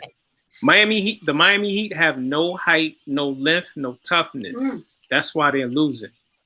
They don't have Drew Holiday either. Bam Adebayo is 6'9". The only other player on the team taller than him is 6'10", and he doesn't play that many minutes. They getting no. Let me finish. The Miami Heat ranked 29th in rebounding. They ranked 29th in offensive rebounding and 23rd in defensive rebounding and 30th in blocks. They getting beat because they are small. It's real simple. Can I stop you right there? Okay. Let me stop you right there. Here we go. Milwaukee just killing What happened last year? Who beat Milwaukee last year? Well, this is this year. Right. Well, no. This year they I asked you a question. Who beat Milwaukee last year? Miami beat them last year. With pretty much the same team they had this year. Well, they don't have any toughness. Exactly. They let Crowder walk away. They do. Only reason why. Team. Yes. They got the same team. Milwaukee got the same team plus Drew Holiday. Drew Holiday is the best two-way point guard in the NBA. Nothing follows. Nothing comes after that sentence. Nothing. And Giannis is healthy. Yeah, Giannis is healthy. I don't care. I don't care about Giannis. Drew Holiday is made that big of a difference. Matter of fact, he's such an upgrade from Bledsoe, and he's such a great point guard and distributor that now you're seeing the real Chris Middleton. Who's having a pretty good series, right? When you have to check somebody like Holiday, when you have to check Drew Holiday, who can score, take you to the basket, pick your pocket. You can't tell me we got the two same exact teams playing each other this year as last year, and they're waxing them. Straight up waxing them. Yes, sir. Let them know. And Miami had all of those shooters, 105 point guards, and here comes Drew Holiday. And what's happening? Yes, sir. Yes, sir. And if I could piggyback off that, I remember sometime during the season when I mentioned to you guys the fact that Drew Holiday, once he gets fully acclimated into that offense, that the ball would be out of Giannis's hands. The problem that they were having last year and the year before, they were using Giannis the wrong way and not utilizing Chris Middleton, who's a 50, 40, 90 player. That means that in a half-court set, dude, it's Kevin Durant-like, meaning he could get you 30 points by taking 10 to 15 shots. That is extremely efficient. They were underutilizing him in the half-court set. They had Giannis bringing the ball up and setting the table for everybody else because Drew Bledsoe and all of the point guards prior to were not up to speed. They didn't know how to play with him, and he didn't respect them. Like, he would bring the ball up, not give him the ball. Drew Holiday is setting the table for both Giannis and Chris Middleton. I saw something the other day that I've been hoping, I've been telling you guys about this. They actually put Giannis in a pick and roll set, meaning Giannis came over and set a pick for Drew Holiday. Drew Holiday gave him the ball. He took 2 steps from the 3-point line and was at the basket. No dribbling, no nothing, just 2 steps to the basket. He got fouled, but I'm like, who's going to stop that? The coach finally got it in his head that he's like, and Giannis is very coachable. He seems like a very coachable dude. Like, Giannis cannot be on the main person on the ball. you got to get the ball to Drew Holiday. But Bishop, Drew Bledsoe's not a real point guard. Well, they paid him. They paid him a shitload of money. They paid him a shitload of money. Eric Bledsoe, Drew Bledsoe, whatever his name is, he's never been a true point guard. Y'all talking about the quarterback, man. that lost his job to Brady. Right. Eric Bledsoe has never, ever been a point guard, and that's why Giannis had the ball in his hands. Because now you see the difference. But now you see the difference. Right. If I'm not mistaken, Antetokounmpo, whatever is how you say it, the alphabet. I think he had 17 points. Yeah, he had 17 points last night, and the Bucks beat the Heat by about 100. Come on, it's the same two teams playing, except Drew Holiday. I just want to say, Dom and Bishop, that was a good sermon that you all just gave us. and it will be Brooklyn and Milwaukee. Now you talking. Now you talking. Finals. That's why it can't be. Well, it can't. Well, somebody going to go to the finals, but they play each other. It's going. Next round. Yeah. So okay, my bad. So next round, it's going to be tough. That's actually going to go to 7. Yes. Where Brooklyn be the conference final. And now we get to the point where the moderator was in his feelings and talking about fuck Milwaukee and Giannis and this and that. Now you see what the motivation was, because he know, and I've been trying to tell him.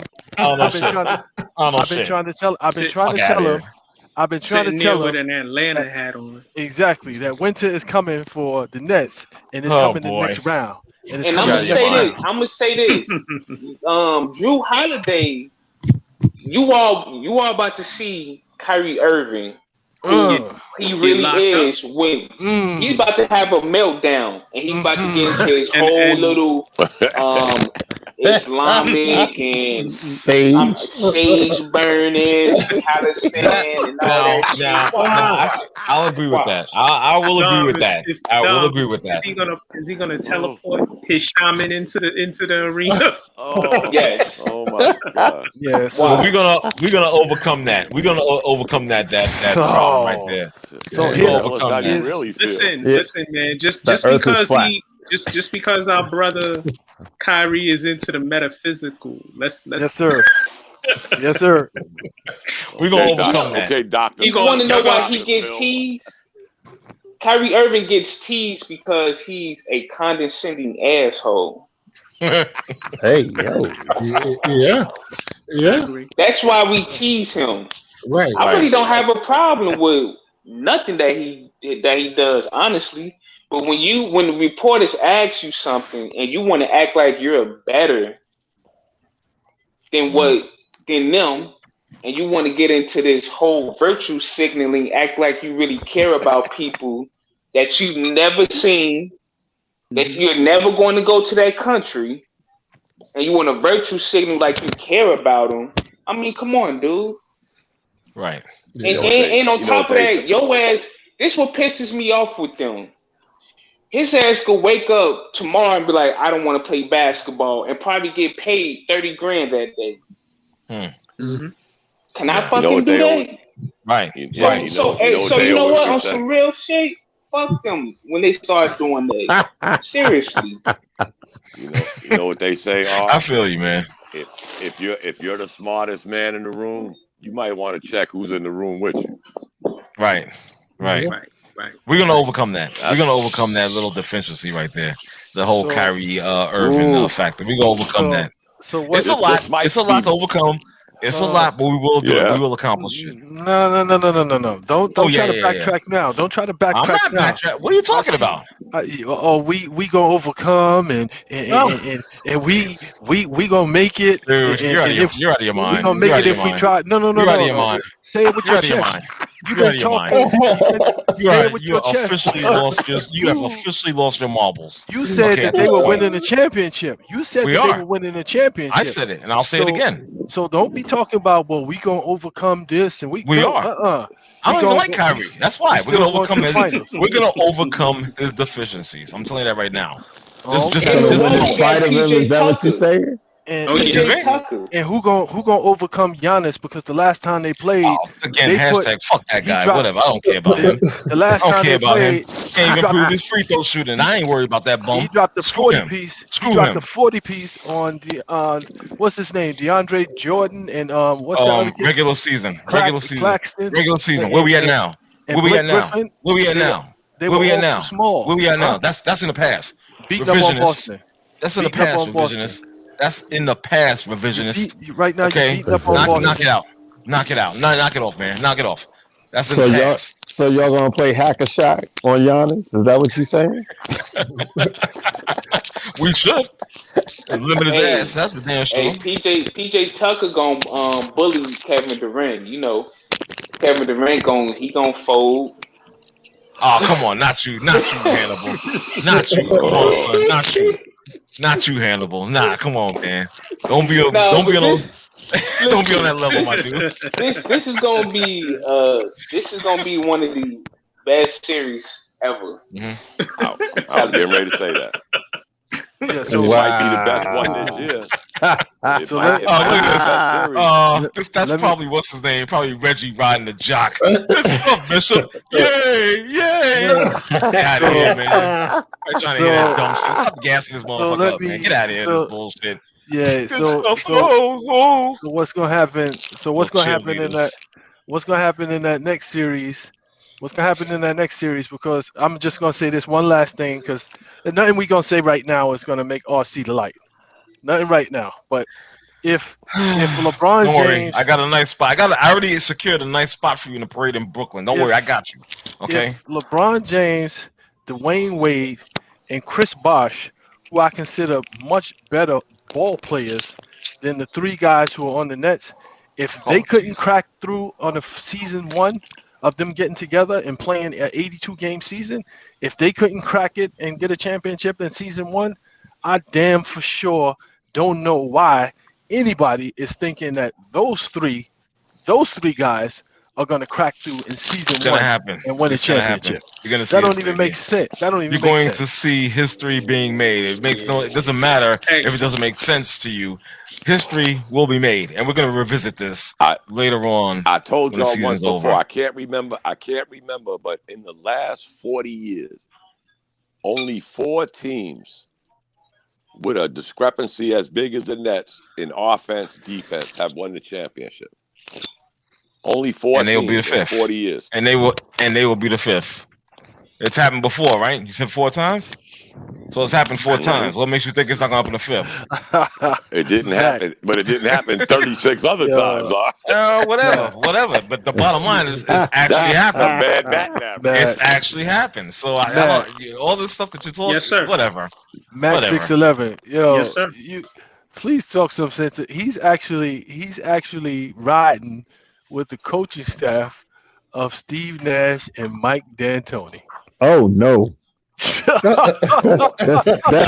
Max 601's favorite coach right there. Nah. Okay. I'm just waiting for the results. If I could catch Mike D'Antoni alone on Flatbush Avenue, I'll run his pocket. Davis. No, Davis. Like I said, all this hot air y'all blowing and whatnot at my squad, it's all good. At the end, we'll see who's standing at the end. Yeah. Just hope it's not my team. I am going to rag each and every one of you. Okay? Trust me. Can we move on to football? Excuse me? Can we move on to football? Okay, we can move on to football. Go ahead, bring in the topic. Yeah, that's right. I thought the Mets were next. Well, I thought so too, but it's okay. I don't know. Yeah, what do you want to talk about football anyway? What about football? Wants to be that's traded. right.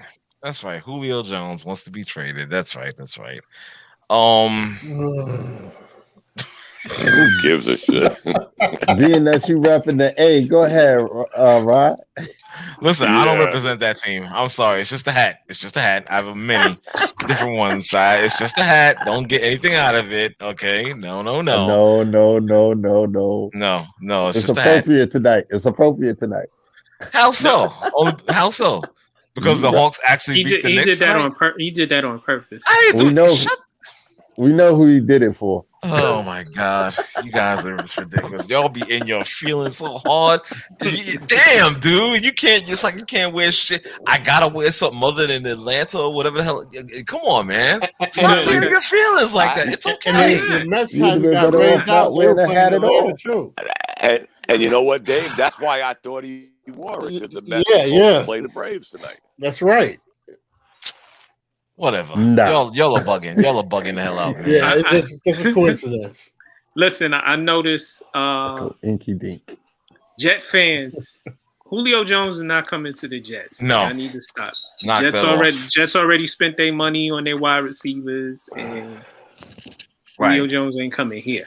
But he also said he ain't going to Dallas either, because he said he wanted to win. So why does he go to Tampa Bay?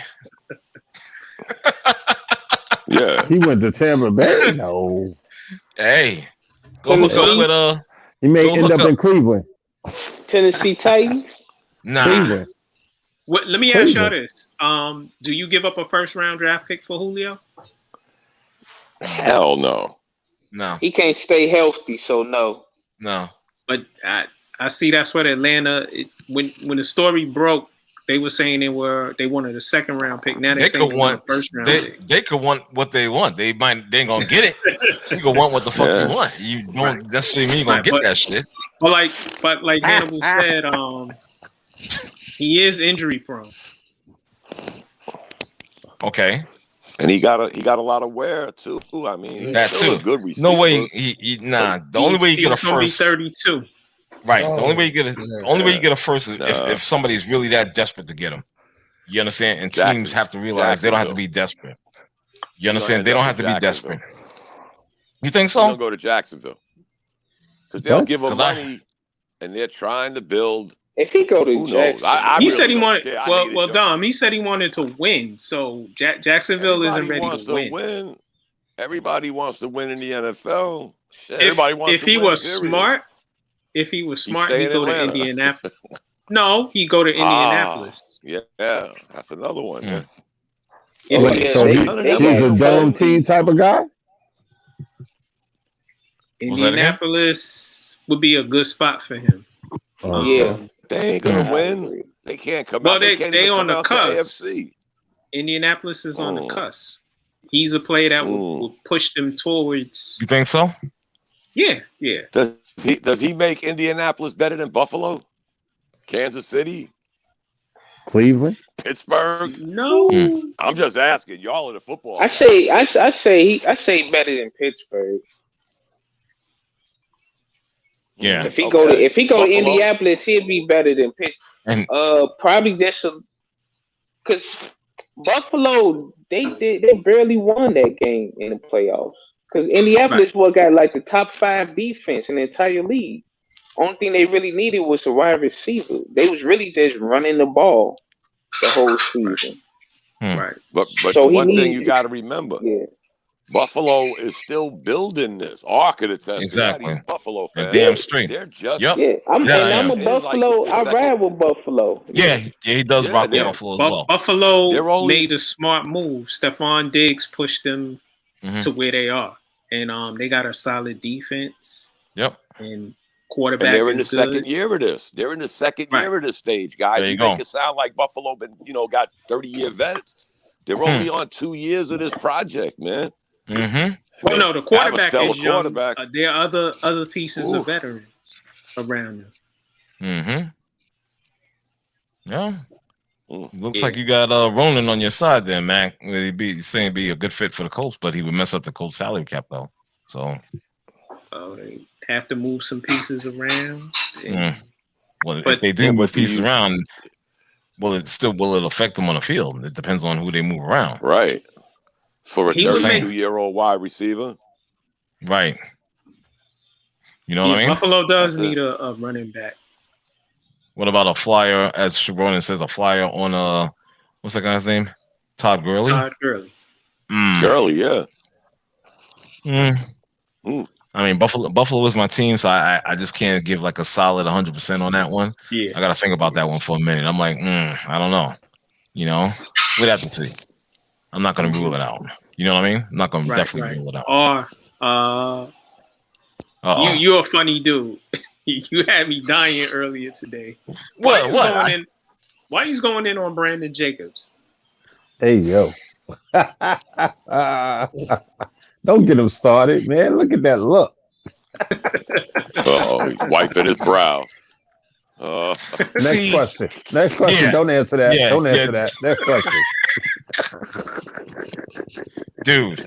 And the Mets are in first place. Right. Which is fine. But why would you want to? Come on, man. Nobody trying to sign your big ass, man. You ain't played in years, man. Stop the nut. Sit down. Now you're gonna start this disturbing trend. Oh, because Tim Tebow did it. That means anybody can do it. I can do it. No. For one, you're not white. Two, you're not overly religious like this guy. Three, you're not connected. You're not connected like Tebow has Urban Meyer. Who are you connected with? Who? That's gonna give you the shot like that? Nobody. Tom Coughlin. Okay, gotcha. All right, exactly. But all of what R said, he's a running back. We already discussed the life expectancy of a running back. What, 3 years? Well, he wants to play defensive end now. Right. Oh, okay. You know what I'm saying? Yeah. Remember, he retired because he had bad knees. Yeah. Oh, okay. And he had bad knees, but now you want to come back playing defensive end. He's going to get hit just as much as he did playing running back. He needs to shut up, and that's it. Stop being influenced by these hot topics that's going on, and you want to be trying to jump on the trend.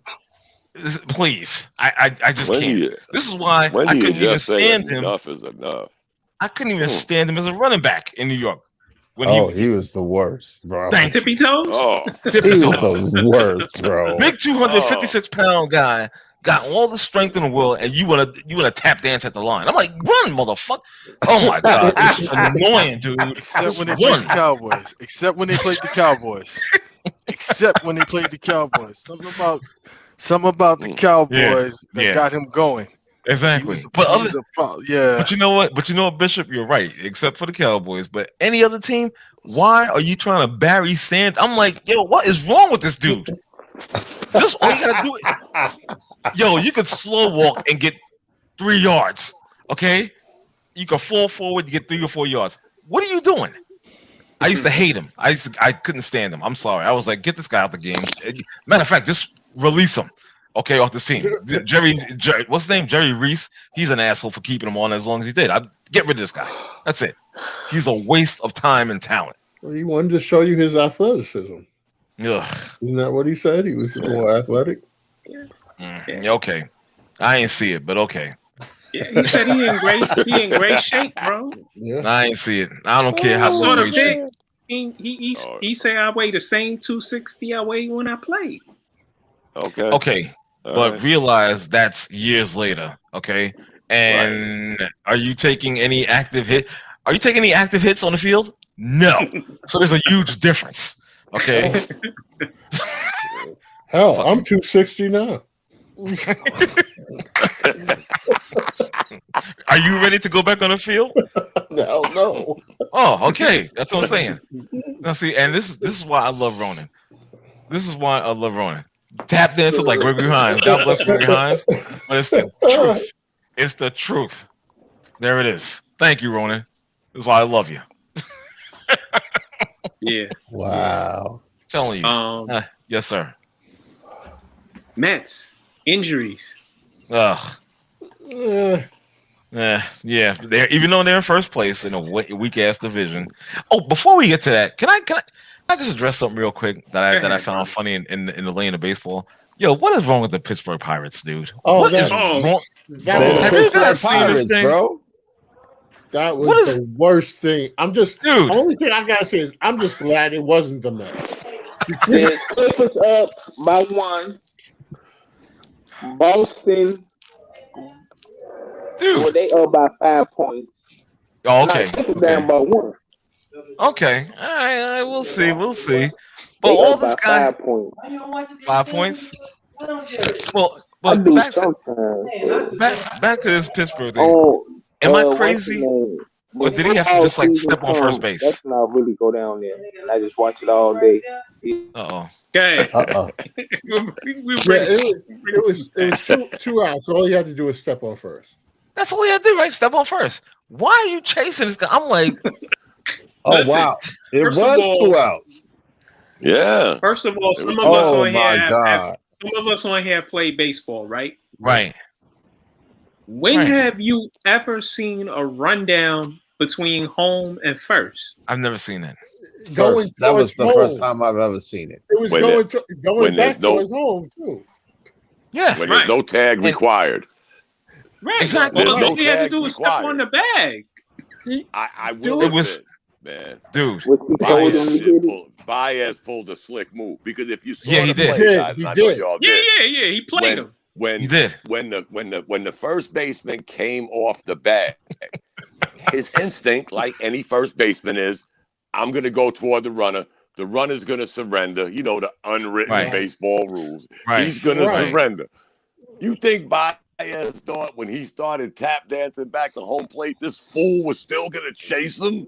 I don't think he thought that. But when he noticed it, he said, I might as well go for it. You might as well. And you're not watching the guy rounding third. That you know was what? the amazing part.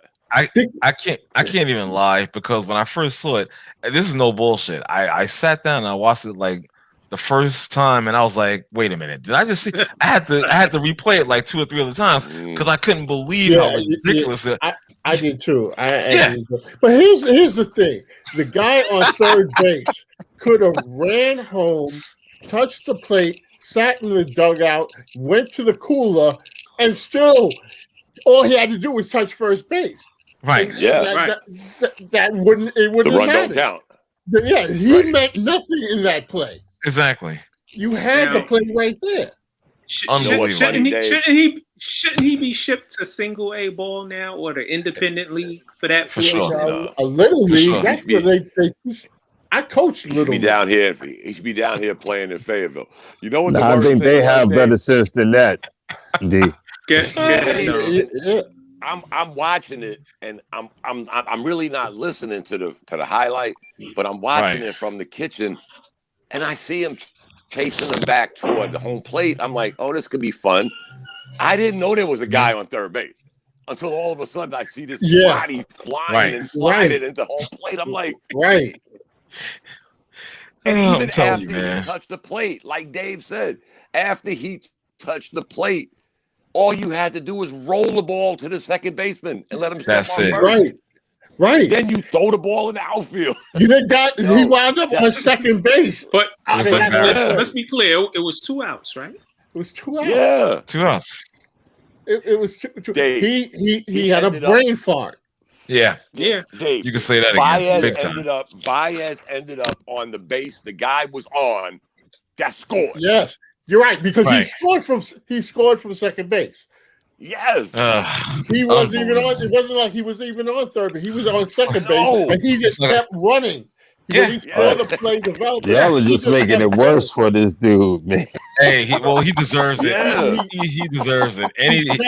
Whatever. Yeah, he deserves it, dude. You know what though? I gotta say this. There was 1, 2, 3, 4. 4 guys, other than that second baseman, that was within a shouting distance of this fool. Yeah. And nobody said, throw the ball to first base, step on first base, race him back to first base, tackle him, something. Nobody, if you see the highlight, guys, there was 4 guys around this fool with the ball. And nobody said, hey, R, you know, you could still just throw the ball to first base and end this bullshit. That's all you had to do. And then when they finally figured out to do that, they couldn't even throw it to first base. They throw it away. And then they almost threw it away again after that. If there was a sacking the fool in baseball, this would be the ultimate sack. Yeah, that would be it. Oh, it was number one on not top 10 plays. Yeah. That for sure. Remember this week It in was number baseball? 1 through 10. It was 1 through 10. Remember this week in baseball? Yes, Twib notes. Remember? Yes. Yep. I used to love this week in baseball. That's going to be it for the year, though. Easily. That is. That'll be there easily. I hope that nobody ever tops that one. They can't. That was the worst thing I have. It's going to take a lot. It's going to take a lot to top that one. A fly ball is not going to hit Jose Canseco's head and go over the wall. That ship has failed. And even on that, he was trying to make the play. He was trying to make the right play. He just missed the ball, and it hit him in his coconut and went over the was in his eyes. Never going to happen. Right. But I will say this though.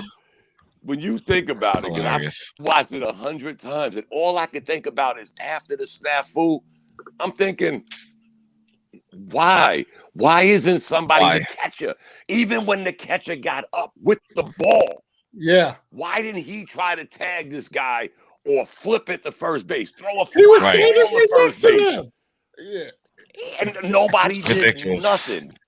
I think they got paid. They got paid to do that, bro. I hope not, because that's they got paid to do that because nobody's that stupid. I'm sorry. Apparently they are. Nobody's that stupid. Baez, he must have some magic or something to put the whole team in a damn trance. Hell yeah. They forgot how to play baseball on that play. You got that right. Even if what Reggie's saying is correct, I don't think there's 5 smart enough people that could have executed that shit if it was a fix. Somebody would have bumped it by accident and tagged. Somebody would have just fucked it up. Exactly. It was like the perfect storm of ineptitude.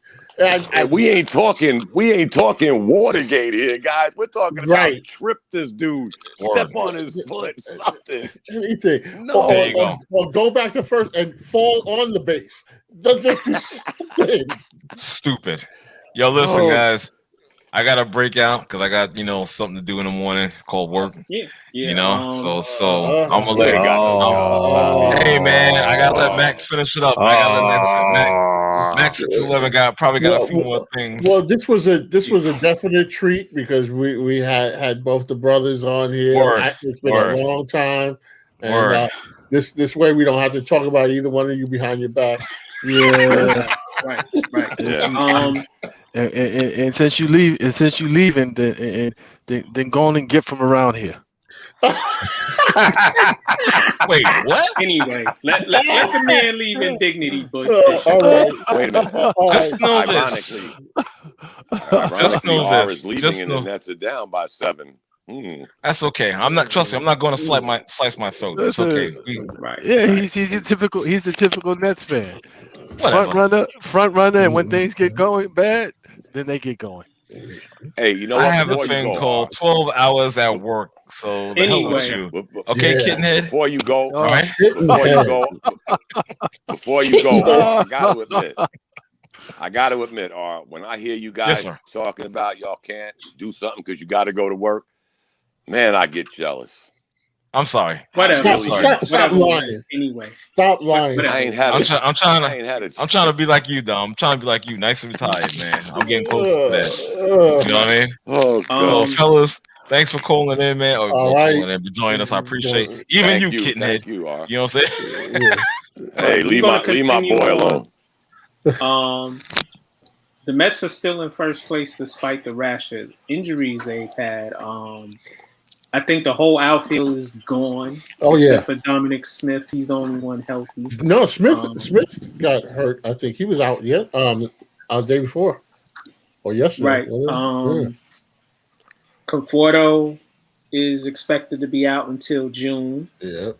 JD Davis is expected to be out until June 8th. Conforto June 25th. Syndergaard, he had another setback with his elbow. What are your thoughts, Dave? Because you're the resident super Met fan. You're the resident Met fan. I will say I actually went to the game Wednesday night that was canceled. Right. I was there, and they just didn't let the fans in because they were trying to decide whether or not. I'm not. Honestly, for some reason, I just don't. I don't really care. I mean, honestly, look, the guys that are out there are minor leaguers, but they are hustling. They are trying, and the team is winning despite injuries and not hitting. They've got really solid pitching and defense, which wins. I think there are a lot of injuries all across the league. Right, something is happening. I don't know what's in the proverbial water, but guys are dropping like flies all around. So I think that's one reason why there's still a contention. But it's early. I mean, we're just now going into June. And a lot can happen. You know, trades will be made. Some guys will surprise you. Eventually, Lindor will hit. I'm not really sweating it. I mean, I'm just enjoying baseball. I mean, last year I didn't enjoy it because the absence of fans, it just didn't feel like baseball to me. Right. It felt like a video game I was watching. So it was hard to get into. This year, it's been a lot more enjoyable because you have the fans and so I'm just enjoying baseball because I felt like I've been without it for over a year. Of course, nobody wants to see the injuries, and it is a troubling trend. But it's at this point now where it's like every day you hear about somebody else, and I'm not. For some reason, it's just not fazing me. I want guys to get healthy, and I feel they got a really good team when they're all healthy. But I don't know. I'm just enjoying baseball, and the fact that they are in first is a plus. Right. So that's just the way I feel about it. Right. Here's the weird thing, guys, with the Mets, because y'all know I'm a geek for numbers. The Mets might only be up by 2.5 games, but they're up by 6 games in the loss column. Right. Because of all the games they missed. That's right. So even if you split that in half, they would still be 5-6 games up. Yeah. With all that y'all are talking about. They'd still be 5 to 6 games up. That's incredible. It is. Right. And you know what? It's a gift and a curse because let's say June, July, these pitchers come back healthy and you got them down the stretch. And after I watched that Jim Stroman pitch yesterday, I'm like, they're going to be tough to beat, guys. Me as a Yankee fan. Especially when Carrasco, well, I don't know if Syndergaard is going to come back, but Lugo comes back, and everybody else maintains what they've been doing. I like the kid Tawan Walker. He's been pitching very well. Oh, I like him. Yeah, I like him. He has a good pitcher. Yeah, he has a mentality that I like. He's giving it his all, and he's fun to watch pitch. Anybody else? Bishop, Reggie? I got a question. Sure. Okay, so you got rid of the batting coach. Right? You got rid of the batting coach because the Mets weren't hitting. Right. How come you can't get a new training staff for all these injuries? I'm just curious. That's been the Mets' problem for the last Dave knows for the longest. For a long time. Yeah. That's a Met issue. I don't know what is the problem on that end. What's happening on that end? I don't know. It's a good question. I think that it's easy to blame, if the batters hitters aren't hitting and the pitchers aren't pitching, blame it on the coaches. But they don't. I don't know. They seems like they put more blame on the players for not being in the best of shape or getting injured or not taking care of themselves, and they really don't put it on the training staff. But that's been a historical problem quite some time now. Wow. So I can't answer. It's a good question. It's a very valid point, but I can't answer it because it seems like that's something that they they don't really talk about, but they still aren't hitting. No, they should have not. fired Chili Davis. I don't think so either. I didn't like it. I didn't like that move. That's the weird thing, guys. The Mets are mirroring the other team in New York that wears orange and blue. All their defensive statistics are top notch, and they're last in almost everything else: batting average, on base percentage, home runs, slugging percentage. They're 26th to 30th in all those categories, and you're still in first place with the injury. Now, with the injuries, there's no answer for what Red said. But that being said, a shortened spring training, that has a little something to do with it. How good, come on, guys. We're talking about grown men. Were they really working out during COVID and lockdowns? And, you could have a batting cage in your backyard, but are you really working out? Are you really staying in shape? I can't answer that question, but it seems ironic that they had a shortened spring training. And they're not the only team. Come on, Mike Trout is out for 6 weeks? The Yankees have had a rash of injuries. The Yankees have had injuries when they played a full season. But, the injuries happen, and for the Mets to still be doing what they're doing and Lindor hitting under the Mendoza line, this has got to be the biggest story in baseball right now, for real. He'll play to his potential because he's just too good not play well. So I mean, you got to put things back in perspective too, guys. He's not a 300 hitter. He's not a lifetime 300, 320 hitter. He's a good hitter. Yeah. He ain't no, Wade Boggs or nothing. He's a good hitter. It's not Rod Carew. No, he ain't nowhere near that. Because you look at his career statistics, I forgot what it is, maybe 270, 280. A good hitter. He's a great defensive player. But he's never been that guy, but not a 189 hitter either. Yeah, right. He should be hitting better than he is. Absolutely. Yeah. But I think he's a career 280 hitter, but it's magnified though, because he was the big off season signing and got a lot of money. Yeah. And the fact that he's not hitting is going to be magnified, especially here in New York. But he's a hell of a defensive player, and I think he brings a certain energy and respect to this team, and so I think the hitting will come around. He's not gonna. I'd be shocked if he had a full season like this. And baseball is funny because it's so long that we're here in the end of May. We could be in July and not even thinking about the first quarter of the season because they're doing so much better. Lindor could go on a tear, and nobody's even thinking about what he did in April and May. Right. That's just the way baseball seasons go. And that's just anything the Mets get, even a hair grade of positivity on offense.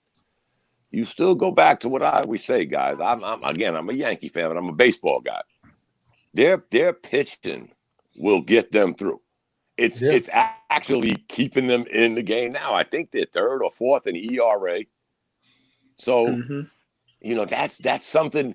Again, you're going to face different teams, different pitchers are going to face your hitters, but your pitchers are going out there every day, even with injury. And here's the other part performing. To that, the other part to that is they've had, DeGrom and Syndergaard and some of the other guys have pitched well for them, in previous years, but defensively there were holes. And so I don't care who you have out there, pitching, guys who would lose a 1-0 game because guys in the field didn't back them up. And if one of the things I used to always say when I was coaching Little League and softball, high school softball, is that you got really on that level. You got one real pitcher, and that kid will pitch their heart out for you. But if the teammates aren't backing them up and supporting them defensively, that means that if you got 2 outs and a simple error is made, now that extends the pitch count. Now that means that pitcher has to now throw more pitches.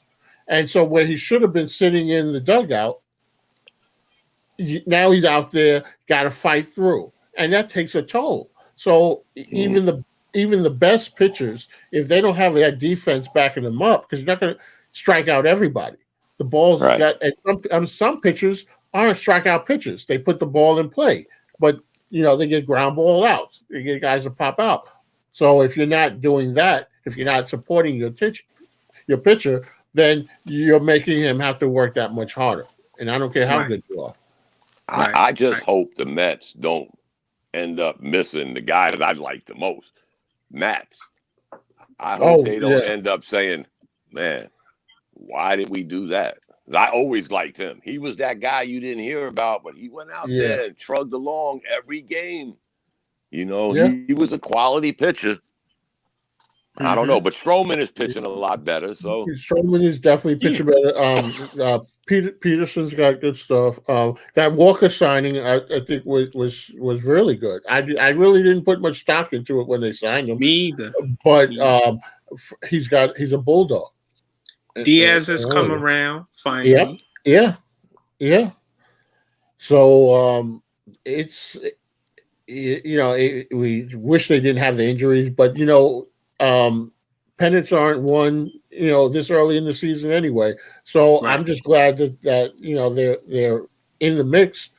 It would be a terrible thing if they were like way out of it at this point, and then you got to play catch up for the rest of the season.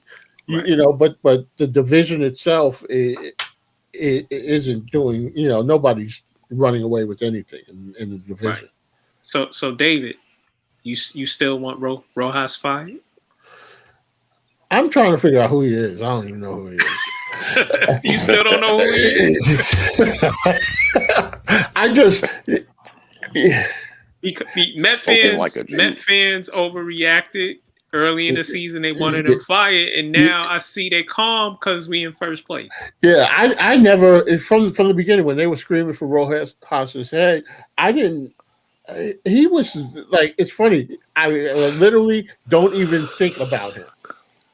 It's not like some of these, previous managers where they were so out in front that you couldn't miss like a Bobby Valentine and these guys. I like Bobby Valentine. I did too, but I mean, you thought Mets, you thought Bobby Valentine. He was one of the names that you would think of. Rojas, I'm telling you, there were times that I would forget that I would have to Google who the Met manager is because he just, I don't know, he's just like a non-factor to me. Neither good or bad. I don't know. I just don't really think about it. Right. Let's move along to the BX, Dom's hometown. The New York Yankees. They're having injury problems. What are you guys' thoughts on their situation? Oof. The weird thing is, just like the Mets, though the Yankees have played far more games. 2 games out of first place, guys. Yeah. With all those injuries, they're still just 2 games out of first place. And in third place. Right. So do you really expect Boston, which you see them so slowly but surely coming back to earth right now? Yeah. You didn't really expect to see that. I'm just saying, there's certain times where cream rises to the top, and hopefully they get. I just don't know what they do at center field now. Listen, it's like Gardner. They got to make a move. Gardner. It's ironic that playing center field. He's 37 years old. I know the other game. He's 37. I watched the game, and they had Frazier out in center, and he did all right, but he's not a center fielder. Yeah, Gardner, you don't want to burn him out. Because at 37, he can't play center like that. And the Mets made a move. The Yankees could have made, but they beat them to it. They picked up Maybe. Yeah. Well, who's not hitting at all? Well, he's never been a really good hitter. He's just right. a really good outfielder. I heard the Yankees might. This is a rumor. They might make a move to try to get Juan Lagares because currently he's starting in center field for the Angels while Trout is out. I always liked him too. He's always been a really good defensive. Yeah. Right. I mean, it's funny to me. I like Aaron Hicks. Yeah. I like Aaron Hicks. Don't get me wrong. But it's funny that Brett Gardner is 105 years old and he stays healthier than all of them. That's kind of weird. I mean, and he's probably still the fastest guy on the team. That is brain. I mean, but you can't use him in center field every game. Not extensively. Nah, his bat is not what it used to be. He can't hit left-handed pitching that good no more. I mean, he gave you his all. Don't get me wrong. It's a good damn thing the Yankees kept him on for another year, though. You know, fast forward and now. But to take a guy that's like a Frazier, center field is a different beast. You could move a left fielder to right field, right field to the left field, first base. But to just throw somebody out at center field, you know, everybody's not a center fielder. Everybody's not a shortstop. Right. There's a lot of intermingling parts in baseball. Center field and shortstop don't happen to be two of them. That's the scary thing. So what will they do? But again, guys, they're 29 and 20. All those injuries. And I'll tell you what, I kept telling you, Mark, sometimes we got to forgive and forget. But that Jermaine, that kid could pitch. He could pitch. All right, he stepped on his you-know-what, but he's back now. And for those that don't like the idea that he's back and what he did, okay, we understand. Right. But he's there to do a job now. Right. And he's a good pitcher. Garrett Cole, right? And Garrett Cole is Garrett Cole. He's going to do what he does, which is. Now they lost Kluber. Kluber, they lost him. Yeah. So I'll take the blame. I'm going to take the blame for you, Dom, because I started off the season saying that I was going to put away my Yankee disdain and I was going to, root for them too. And now it seems like, they're injured and everything. So maybe I brought a little that Mets magic over to the Bronx. But I always tell you guys this: being a Yankee fan, I never despise the Mets. I will root for the Mets if they're playing any team but the Yankees. I'm not that kind of guy. Again, because I lived away from home for so long. It was more about representing your city. Everybody knew I was a Yankee fan. Don't get me wrong. Yeah, but I understand that. I get that. Yeah. So I never disliked the Mets. I mean, my son's a Met fan. We go at it every now and then, but I never disliked the Mets. I still root for them, man. Maybe because I hate the other teams too, the St. Louis's, Pittsburgh's, Atlanta. Yeah. Wait. I can't see myself rooting for them. Wait. How could you hate St. Louis? Because they're not the Mets. I mean, well, and plus, you know what? If you remember, guys, putting our old timer hats on, those were some of the best games in baseball back then. The Mets, Cardinals. Yeah. Remember the Pond Scum? The Pond Scum. Yeah, those were the games to watch. I don't hate the Cardinals. I like the way they run their organization. And I like when Whitey Herzog was the coach. Yeah, was the manager. And they played fun baseball. Yeah. They had pitchers stealing bases. They were funny. just still happy. Yeah. They played. Remember the year the Kansas City Royals beat the Mets? I forgot what year it was. 2015. 2015. The Royals played like them Cardinals. They would hit the ball and just keep running. They did. Yeah. Throw me out. I'm going to keep running until you tag me. That's how the Kansas City Royals won the World Series. They weren't a power hitting team. They didn't have the greatest pitching, but they hit the ball. They kept running, and nobody caught on to that until they beat the Mets in the World Series. I'm like, ain't this some shit? They pulled this rabbit trick for 7 months. Yeah, and nobody caught on to it. And that's what the Cardinals used to do. Remember Ozzie Smith, Willie McGee? They would just hit the ball and say, "Throw me out." And they played in that big ballpark. Right, so they weren't geared for hitting home runs. Yeah. Ronan said he ain't that kind of guy. He's not rooting for the Mets. That's cold. Yeah. That's cold. Yeah. But they'll be fine. The Yankees will be fine. I always say this. Yeah. Stanton's back.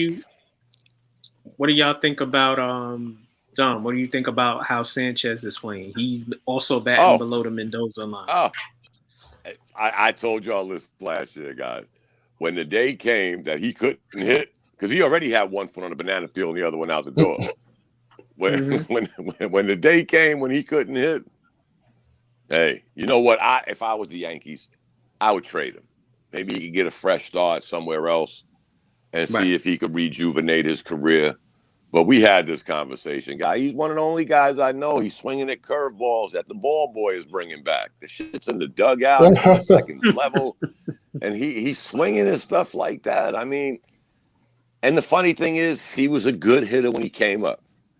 He was hitting 280.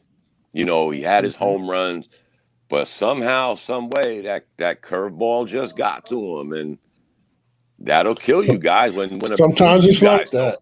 Yeah, you guys know baseball. When pitches catch on that you can't hit the curveball, guess what? They're gonna give you a steady diet of curveballs. Yeah, they're just gonna keep feeding you them curveballs. And here's a guy, like I said, the ball is hitting the guy in the on deck circle, and he's still swinging. I'm like, damn, doesn't your brain, doesn't something in between your ears catch on that? Damn, that was a crazy pitch. Let me sit back for a minute. So, Dom, as a team, are the Yankees hitting or are they not hitting? They're doing decent. They're mid-level. And guess what? I think the Yankees may be 7th or 8th in ERA. Their hitting is not going to be a problem. We always question the Yankee suspect pitching, which ironically went like 41 innings of the starters not giving up an earned run. Their team as a whole had about, at a stretch not long ago, last week, went about 30 innings without even a run, not just the starters, without giving up a run. And don't blame they were playing the White Sox, because the White Sox were playing good ball. At the time the White Sox came to the Bronx, they was playing good baseball. And the Yankees just shut them down. And that's what always confuses me about, again, these pundits, these talking heads. They always go right to the Yankees pitching. Are they the best team pitching? No. But you know what? When you got a team that can hit like that and you can stay mid-level, you're going to be successful in baseball. Right. Not everybody can have the luxury of the Mets. I mean, let's keep it real. Mets probably got the best pitching staff in baseball when healthy. I'm not saying the Yankees are up there, but if they stay mid-level, the Yankees are a much better hitting team than the Mets. So you'll hover around. The Yankees are in a tougher league, tougher division. Yeah. That being said, they could hit. They could actually hit. Whether they play long ball, because the Yankees don't produce runs. They don't believe in that shit. That's like a cardinal sin. We're gonna get 95% of our runs by the long ball. We know this. So you gotta live and die with it. Right. And with that, I'm gonna have to bow out, fellas. Yeah. It's been real. It's been real. Monday we should be on. I know I gotta get to Memorial work in the Day. Damn. I want everybody that's listening to us, y'all have a safe and healthy Memorial Day. Mask up. Well, let me give that one public service announcement, please. Mark. Go ahead. Gentlemen, people on the line listening in. The words happy do not come before Memorial Day. There's 624 acres in Arlington National Cemetery that will show you why we don't say happy before Memorial Day. It is a day set for the people we lost. It's not a happy day. It's not a hamburger and hot dog day. For those of y'all that do that, God bless you. But please refrain from saying Happy Memorial Day. That's not a sentence. Yeah. We lost somebody there. Yeah. I think that was Reggie, but